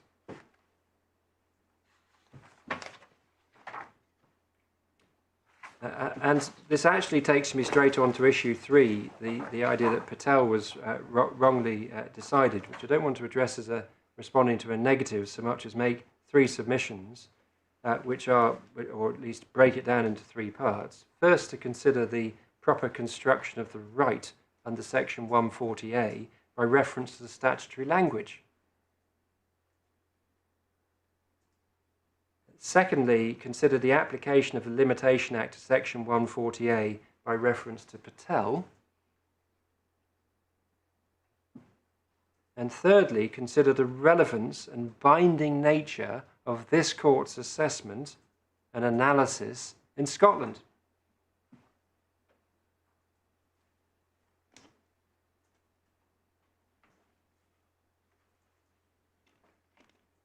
May I start then, please, with the statutory language? And may I again please invite the court to go back to Section 140A, which is at page 9 of the Authorities 1 bundle, or held separately, I believe, by one or more member of the court.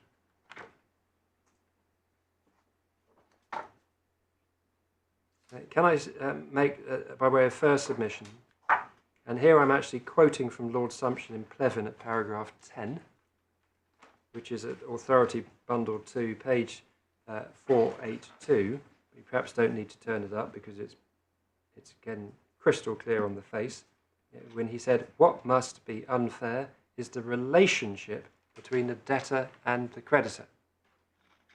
Now that's absolutely apparent from the language of Section 140A, but that was Lord Sumption for the avoidance of doubt in para 10 in Plevin, Authority 2, tab 25, 482. The word relationship is key. And if you can track in section 140A, please. So starting in 140A1, the court may make an order under section 140B in connection with a credit agreement if it determines that the relationship between the creditor and the debtor arising out of the agreement, that's the credit agreement, brackets, or the credit, I add the word credit in for clarity, credit agreement taken with the any related agreement, is unfair. A relationship will last as long as the credit agreement endures. That is the nature of the relationship. The relationship is one which has been formed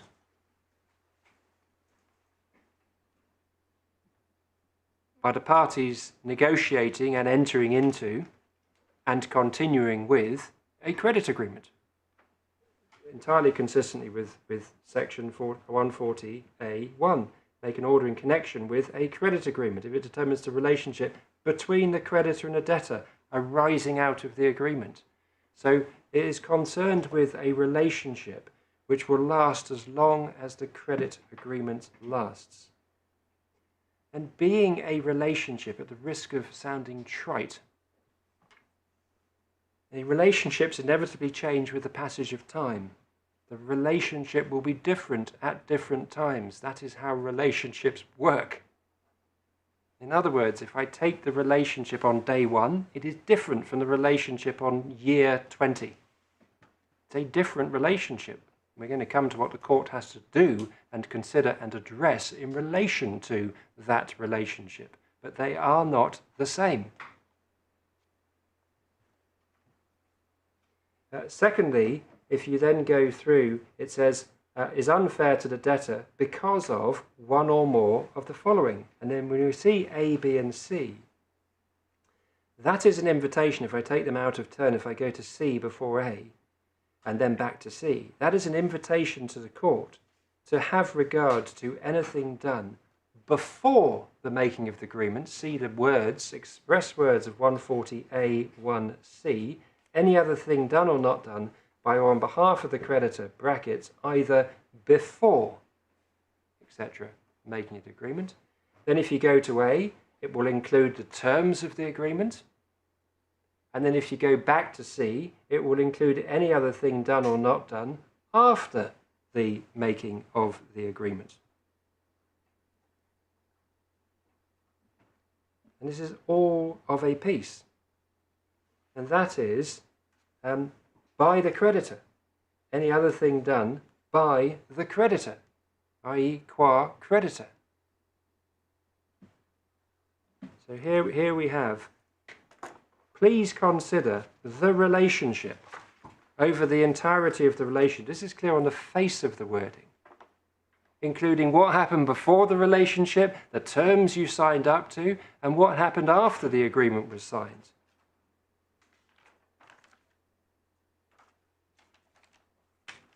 Thirdly, the language when you go back into 140A1 and the early part, the court may make an order under section 140B in connection with the credit agreement if it determines that the relationship between a creditor and a debtor arising out of the agreement is unfair, is.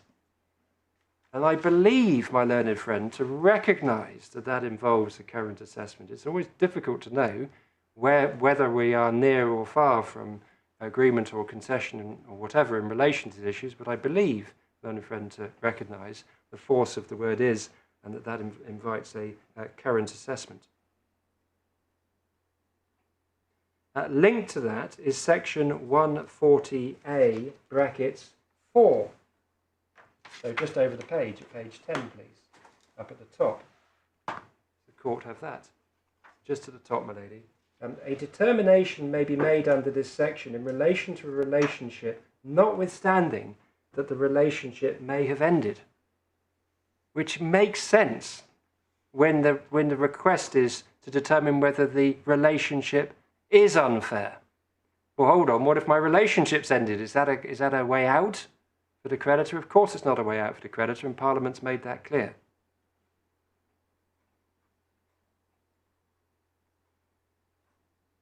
And fourthly, under section 140A2, so back to page 9, please.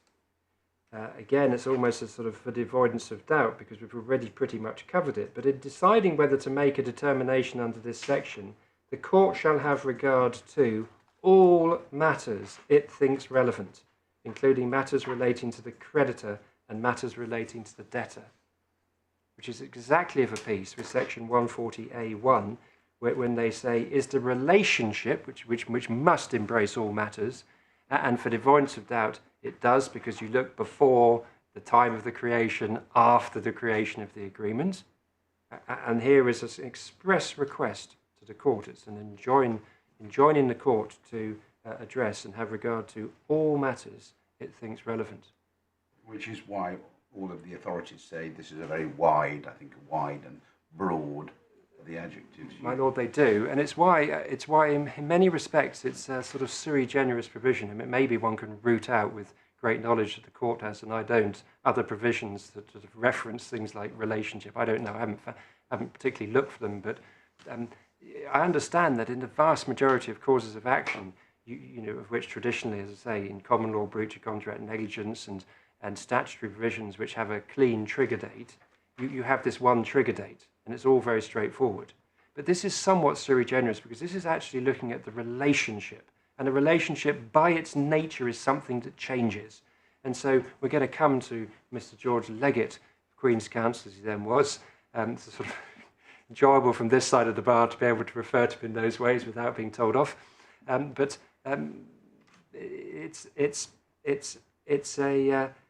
It's when he draws his conclusions, he doesn't draw them out of the ether. He's drawing them from the language which has been employed by section 140A, which, were we not blessed with the Patel judgment, this court would be invited to draw fresh, because one can see it from the language of section 140A, what it is that's happening. And so that's why my respectful submission is not exactly akin at all to a nuisance case and such like with ongoing nuisance. It's just different from that. It doesn't really fit into that category of case at all. We don't benefit from that analogy. It's not a helpful one. It falls into the brackets of those my Lord Justice Coulson wanted to put to one side just to focus on the facts of this case. It's like that. Let's focus on this statutory provision. Turning then to the Patel case, the first thing to say is limitation was front and centre in relation to the 1992 loan agreement. This is, for the avoidance of doubt again, this is Authority Bundle 2, tab 22, my lady, starting at page 421.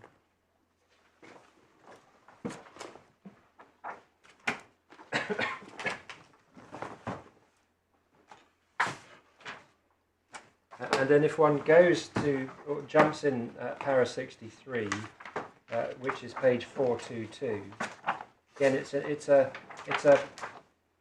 section of the judgment which repays reading in whole, which, as I say, I do understand is, if you like, easy for counsel to ask the bench to undertake, more troublesome for the bench to not to be shown specific parts but to have to read everything. I do understand that, but when we're picking and choosing from parts of this judgment, I will invite the court. Would invite the court. 63 to 68. Well, it's 50. It starts at 58. So your lordship can see with the heading limitation, and it's sort of helpful, really, to sort of take it from the top because it only goes on to 68. But I'm now going to dip in at 63, if I may, on page 422, and there you see the same point that Lord Sumption made in Plevin later.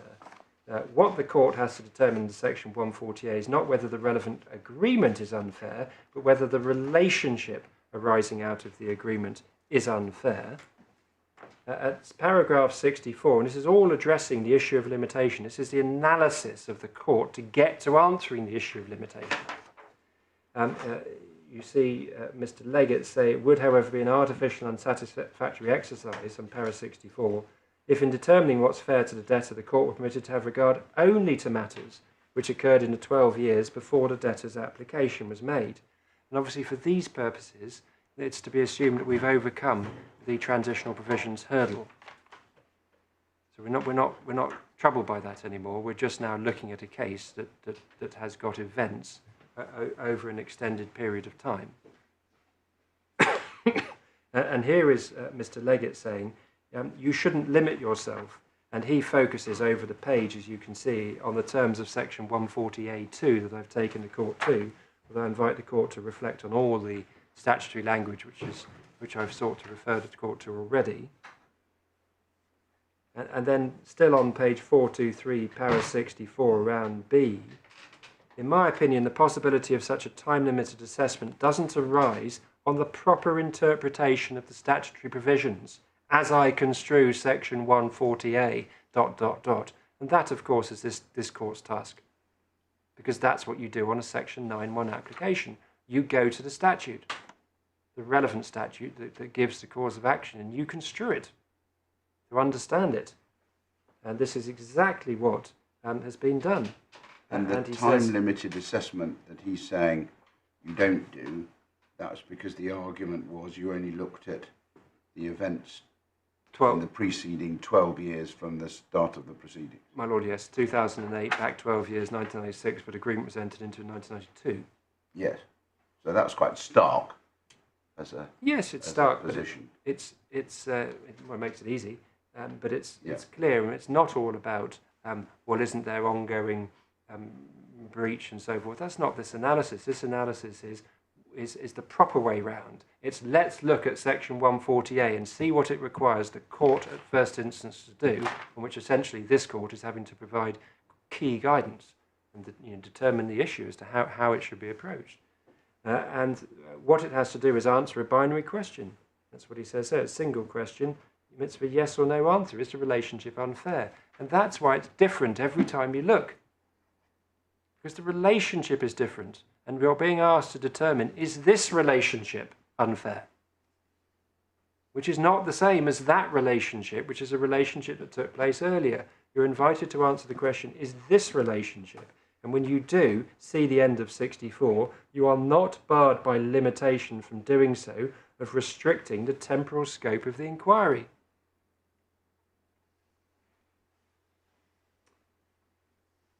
Hence the para 65, hence the critical question is, what is the relevant date at which the fairness or otherwise has to be determined?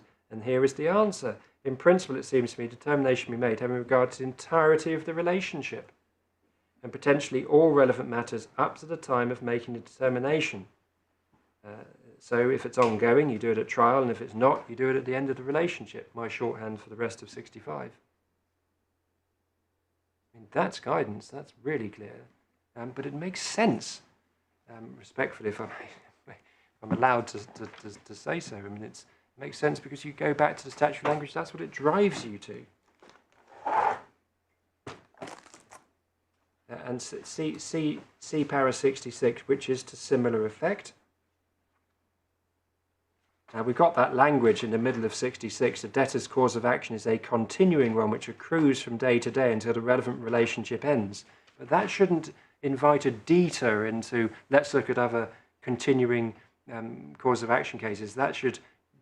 You say that's just a signpost back to the fact that this is a relationship, so you look at the whole of the relationship. That is exactly what it is, my lord. Yeah. And look at 67, right down on the penultimate line under J. Well, I'll pick it up 4 lines from the bottom. I must determine whether the relationship between the claimant and defendant arising out of the 1990 agreement is, brackets, currently unfair. We respectively adopt that approach. That is correct. So it's not a question of saying, you know, you had facts and matters on which you could have pleaded a case out. We could have pleaded it, except of course the fact that the claimant didn't know about the fact and amount of the commissions, which was a bit of a barrier to pleading the case out in 2008. She had absolutely no knowledge of the issue. But a claim could have been made, but that's not the point. This is the claim that was made. Is it fair to say that what Mr. Leggett's doing in 64, 65 and 67 in particular, it's not just about limitation, it's about how the section 14A works, 14T. Oh, absolutely. Yes. No, but that's essential because absolutely. If you're addressing limitation, you go to section 8 or 9. If you go to section 8 or 9, you go to the date of the cause of action accrues. That's the Potter LJ and many others, but it's obvious, takes you back to the statute. You then have to look at your statute and try to understand what cause of action has been created by it and how it functions. And this one is unusual because it's based on relationship. And here you see, it just so happens we have the benefit of a remarkable mind. We addressed this issue in a really intense way to try to grapple with the essence of Section 140A. And when you look at the wording, and I've sought to take you to the core wording of Section 140A, then I respectfully submit this court would have achieved the same outcome independently, because you're driven to that outcome by the language which has been employed for the mechanism of the cause of action which has been created by Section 140A, because it's unusual, it's all about relationship. And this ties in, my Lord, with the Scotland case, because essentially, which I'd probably better turn to fairly shortly, so I'll just park that last bit of submission. I'll just in fact, the court's seen how District Judge Stone has adopted the reasoning in Patel. That's paragraph 39. I won't go back to it, but it's core bundle page 180. Ditto is Honour Judge Gore, paragraphs 41 to 42. These are just references at pages 109 to 110 of the core bundle, but I'm afraid I don't have time to go to those. I would add, if your ladyship is kind enough to go to a case called CSO and Potter, which is at Authority Bundle 2, tab 28. This is another, it starts at tab 28, page 571. This is another Consumer Credit Act case involving the PPI provisions, which is itself on appeal to the Supreme Court. It concerns Section 32 of the Limitation Act. But it was premised in relation to facts of the case involved a PPI agreement which was entered into in 2006, see paragraph 1 of the judgment of Lady Justice Rose at page 572. And the PPI agreement came to an end in March 2010, see paragraph 3.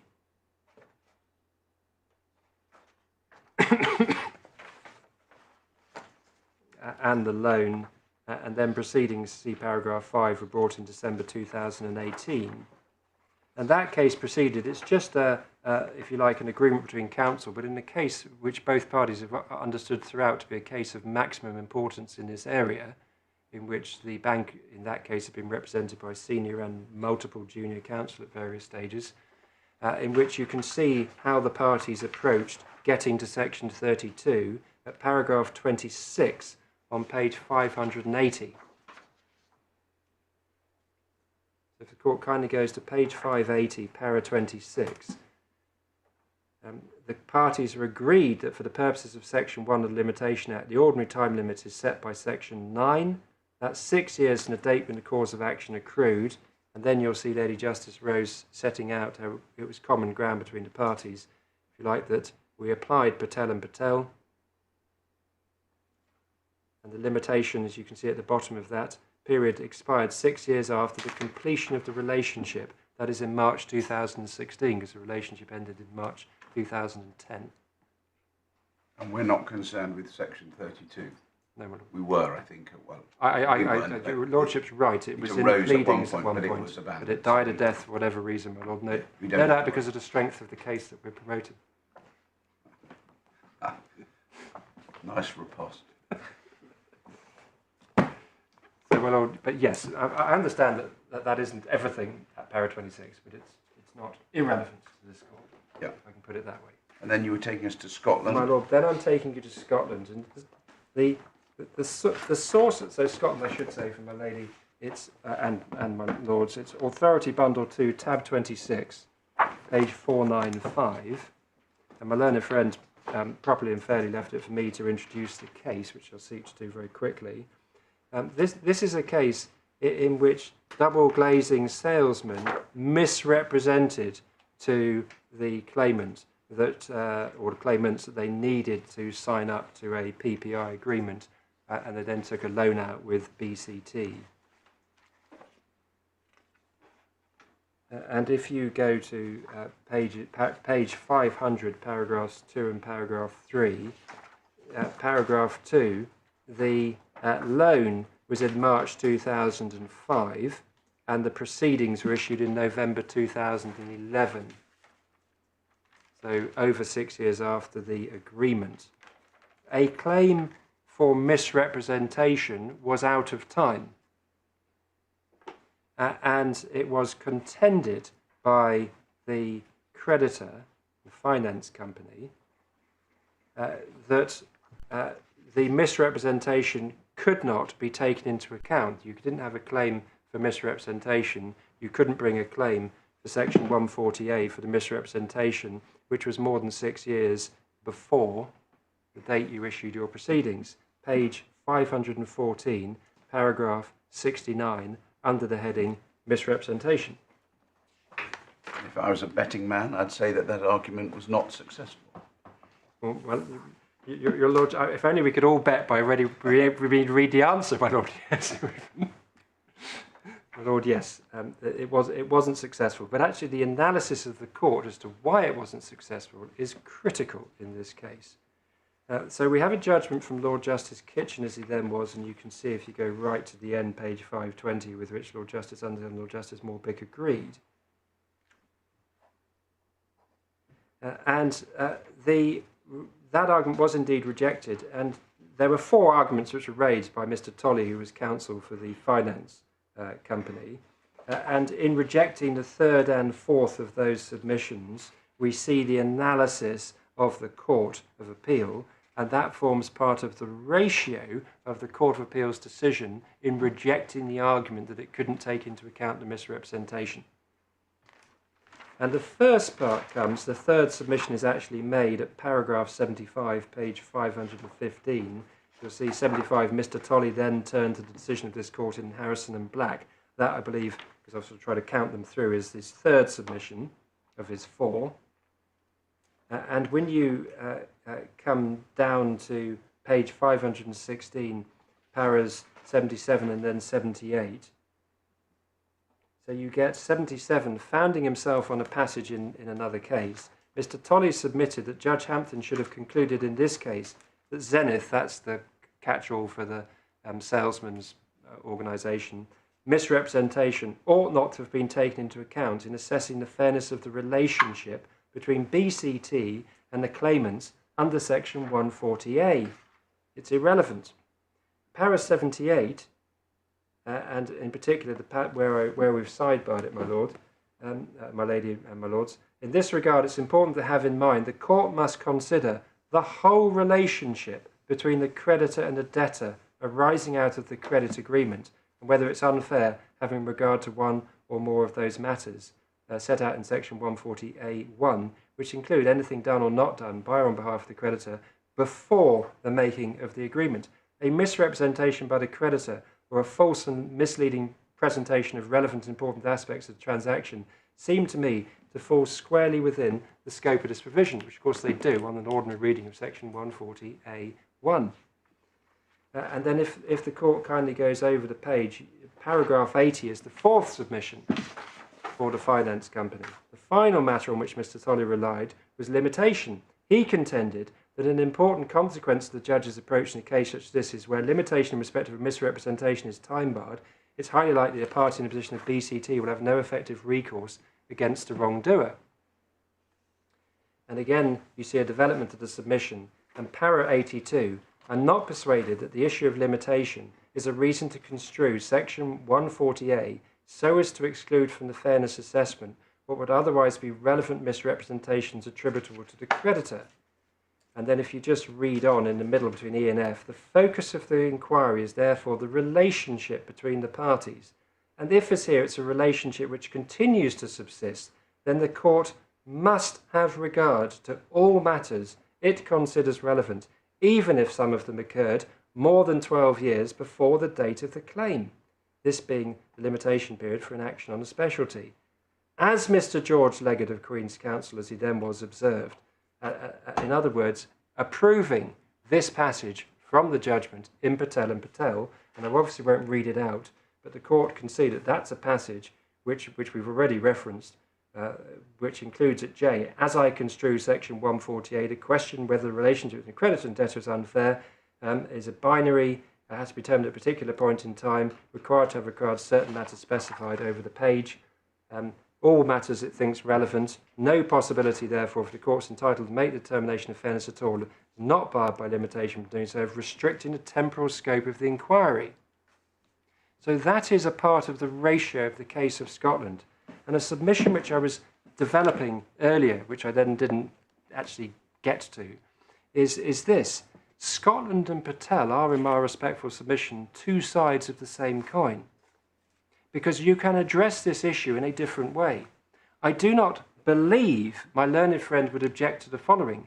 We can issue proceedings in 2019, provided our complaint is in relation to events which occurred, let's say, in 2015. So just before the credit agreement ended, there was some unfairness in the credit agreement of whatever nature. My learned friend won't object then, I believe, to us bringing the claim, nor should he, because of the way we see that his claim is founded on this issue. Well, they're two sides of the same coin, because in both cases, the court said that the court's investigation can't be restricted by matters relating to limitation, effectively. My lord, yes. So this case could have been presented differently. This case could have been, fair enough, you brought a claim in 2019, which is within 6 years of the end of your relationship, but there's no content to your complaint of unfairness, because the only content you can have is 6 years preceding the date of issue of the claim form. That's all you can complain about. So it's then not put as a case on limitation, it's then put as a case on you've got no content, you've got an empty complaint. That's Scotland, because that's the submission in Scotland. It's you've got an empty complaint because you're trying to bring into play issues which are more than 6 years before the date you've issued your claim form. And as my Lord Justice Coulson observes in our respectful submission entirely correctly, the analysis to showing that that's not correct is the same from whichever end. You can either describe it as two ends of the telescope or one's the obverse of the other, but they're just different routes to the same core analysis in our respectful submission. And that is why we're so emphatic in our written skeleton argument that this court is respectfully bound by the ratio of Scotland, which is relevant, which at all times has been dealt with in the most summary fashion by the learned friend. In writing, it's one sentence. Orally today, it was a matter of minutes. If that, right at the end of his submission, just sort of really on the basis it just didn't engage. It does.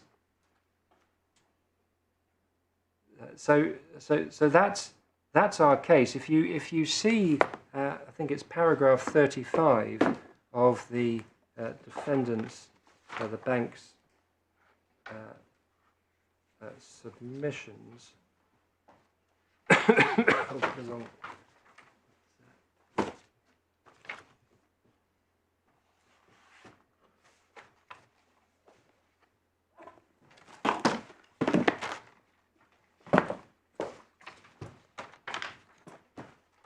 If the court will kindly go to the core bundle in Smith, tab 2, page 31.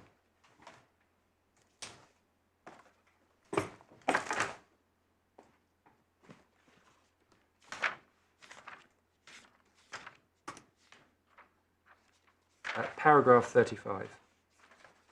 So this is exactly how it's put. If, contrary to the foregoing, the court considers the claimant has a cause of action, it's time barred. This is because all sums claimed in respect of PPI premium and interest paid more than 6 years before the issue of the claim form. The case could have been put in that way instead. Whether you call it limitation, you're too late, or whether you say you're not too late to bring a claim, but your claim is empty of content, and you can't rely upon these issues, is a distinction without a difference for these purposes, or two sides of the same coin. And so it is the case that Scotland's ratio binds this court in relation to this, but it also all makes sense. There's nothing about this which is obscure or odd or looks like it might have been ill understood, if one dare say that of any other like court, but there's no reason even to be concerned in that way, that there's any miscomprehension of the issues. There isn't. The analysis of George Leggett, when you track Section 140A, makes sense. Mr. Weir, I can understand. Can I put this to you? I can understand why the law following Scotland and Patel is that if the facts were that something that happened more than 6 years ago or more than 12 years ago means that the relationship today is unfair, then it would be wrong to ignore that, and that's part of the court's inquiry in deciding whether the relationship today is unfair. You look back, you're not limited by the Limitation Act, that's what these say. But that isn't the same thing as saying that something which happened whenever it happened necessarily means that the relationship today is unfair. Oh no, my lord, this is the submission which I held off again and was always meaning to, and thank you for allowing me to complete, and it's referenced by District Judge Stone. The Section 140A itself in terms provides at 140A brackets 2, in deciding whether to make a determination under this section, the court shall have regard to all matters it thinks relevant, brackets, including matters relating to the creditor and matters relating to the debtor. And if you bring your claim in 2019, the court is entitled, as we've said, as I've submitted so often, to have regard to all matters.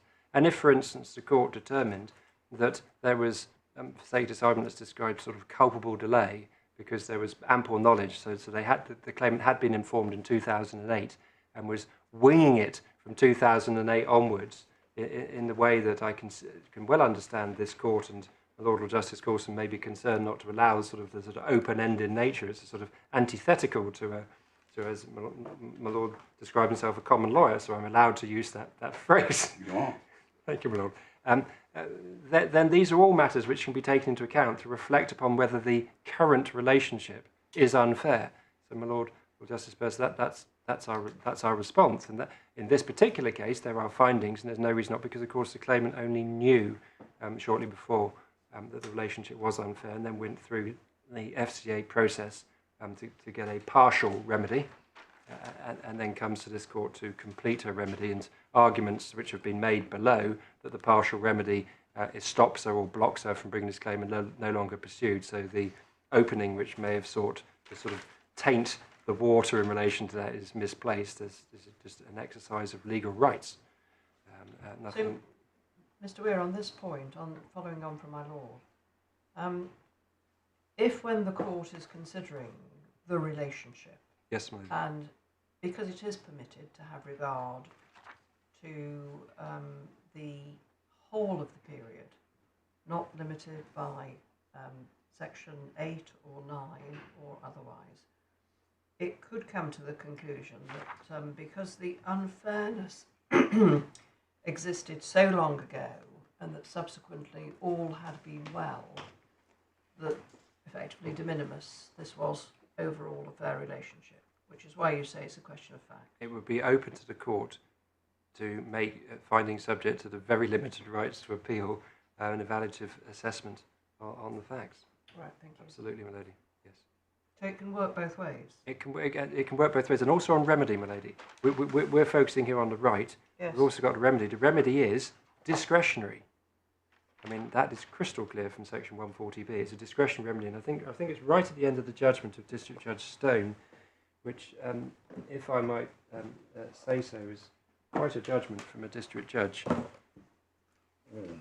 Oh, you have to be careful. Well, some of the best judgments we see in this court are district judges. My lord, yes. My last outing, but one in front of Master Rolls, he praised the district judge's judgment over that of a High Court judge. Quite right. My lord, I don't intend then to remember that two of the members of the bench are the past and present deputy heads of civil justice, and we yield to no men in our appreciation of the quality of the judgments of district judges. My lord, yes. Apologies. It should be put in an entirely positive way rather than a suggestion that it should be other than expected. But my lord, I can certainly say that in my respectful submission, it is an impressive judgment, full stop. So I think it's right at the end. I will. Yes, at para 49, I think it is, at page 183.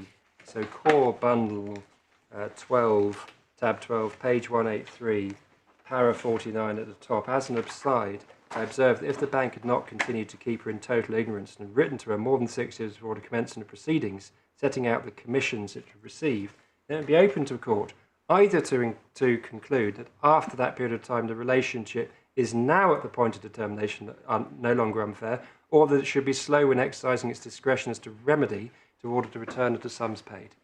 My lady, that's my respectful response via DJ Stone. You adopt it.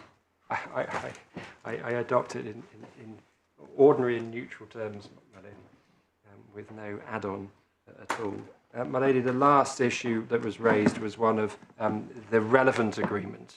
That's how it's put. Well, the relevant agreement. That is, again, you've been invited to cut words out of section 140A. You've been invited to read down by virtue of, and here you're invited to read out from the word relationship and read into it relevant relationship. It's just not what it says. It doesn't say the relevant relationship. The whole thing could have been drafted very differently, not by reference to relationship, but reference, for instance, to conduct.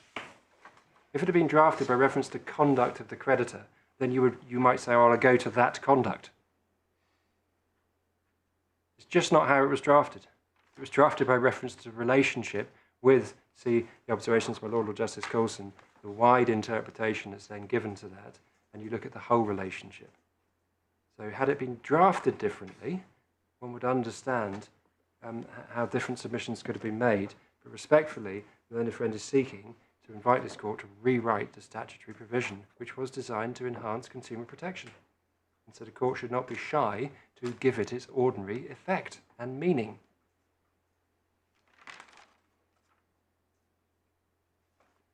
My lady, I do apologise because my learned friend kindly sat down before 2:20 and then I've just noticed gone on beyond my 4:10 when I was going to stop the learned friend 5 minutes. Only 3 minutes past.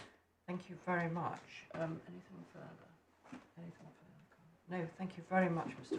Weir. So, Mr. Taylor, I think we really do have to rise now. So, what I suggest, subject to my lords either nodding or shaking their heads, is that we invite any response from you in writing, but that we direct in no uncertain terms that this should be entirely in accordance with what an oral response would be, that is, only related to the submissions rather than re-arguing any points differently as you've presented them.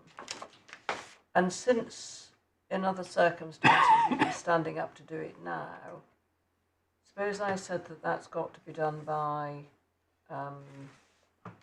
Monday. Can I just look at my lords to see if they're agreeable with that course? Yes. Yes. So by Monday? Of course, my lady. And of course to serve them upon Mr. My lady, yes. My lady, might I tentatively invite either a page limit, because the court's well entitled to limit it. My concern is what can happen in these cases is, and this has happened before, I do understand that the court sits for one day, it sits for one day, I'm not taking issue with that.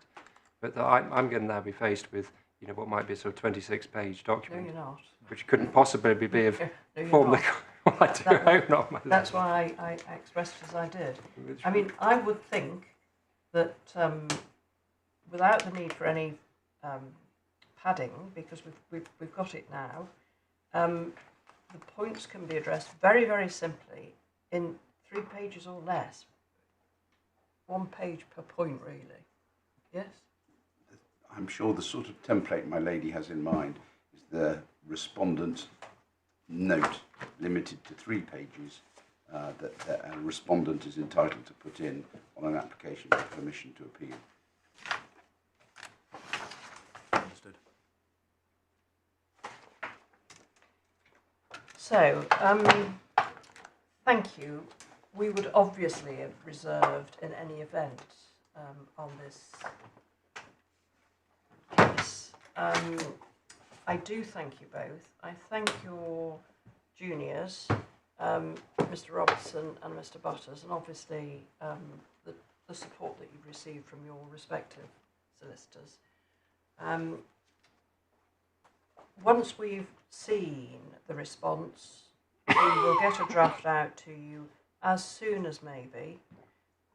You both know that, again, it's an ability for you to correct edit or editorial errors, typographical errors rather, not to renew any arguments. It will be handed down subsequently electronically. Any subsequent applications can be made at first instance in writing, and we would obviously ask that once the terms of the judgment are seen, that parties cooperate in putting a consent order before the court if they can. Yes, made. Thank you all very much indeed. Very interesting case. Court,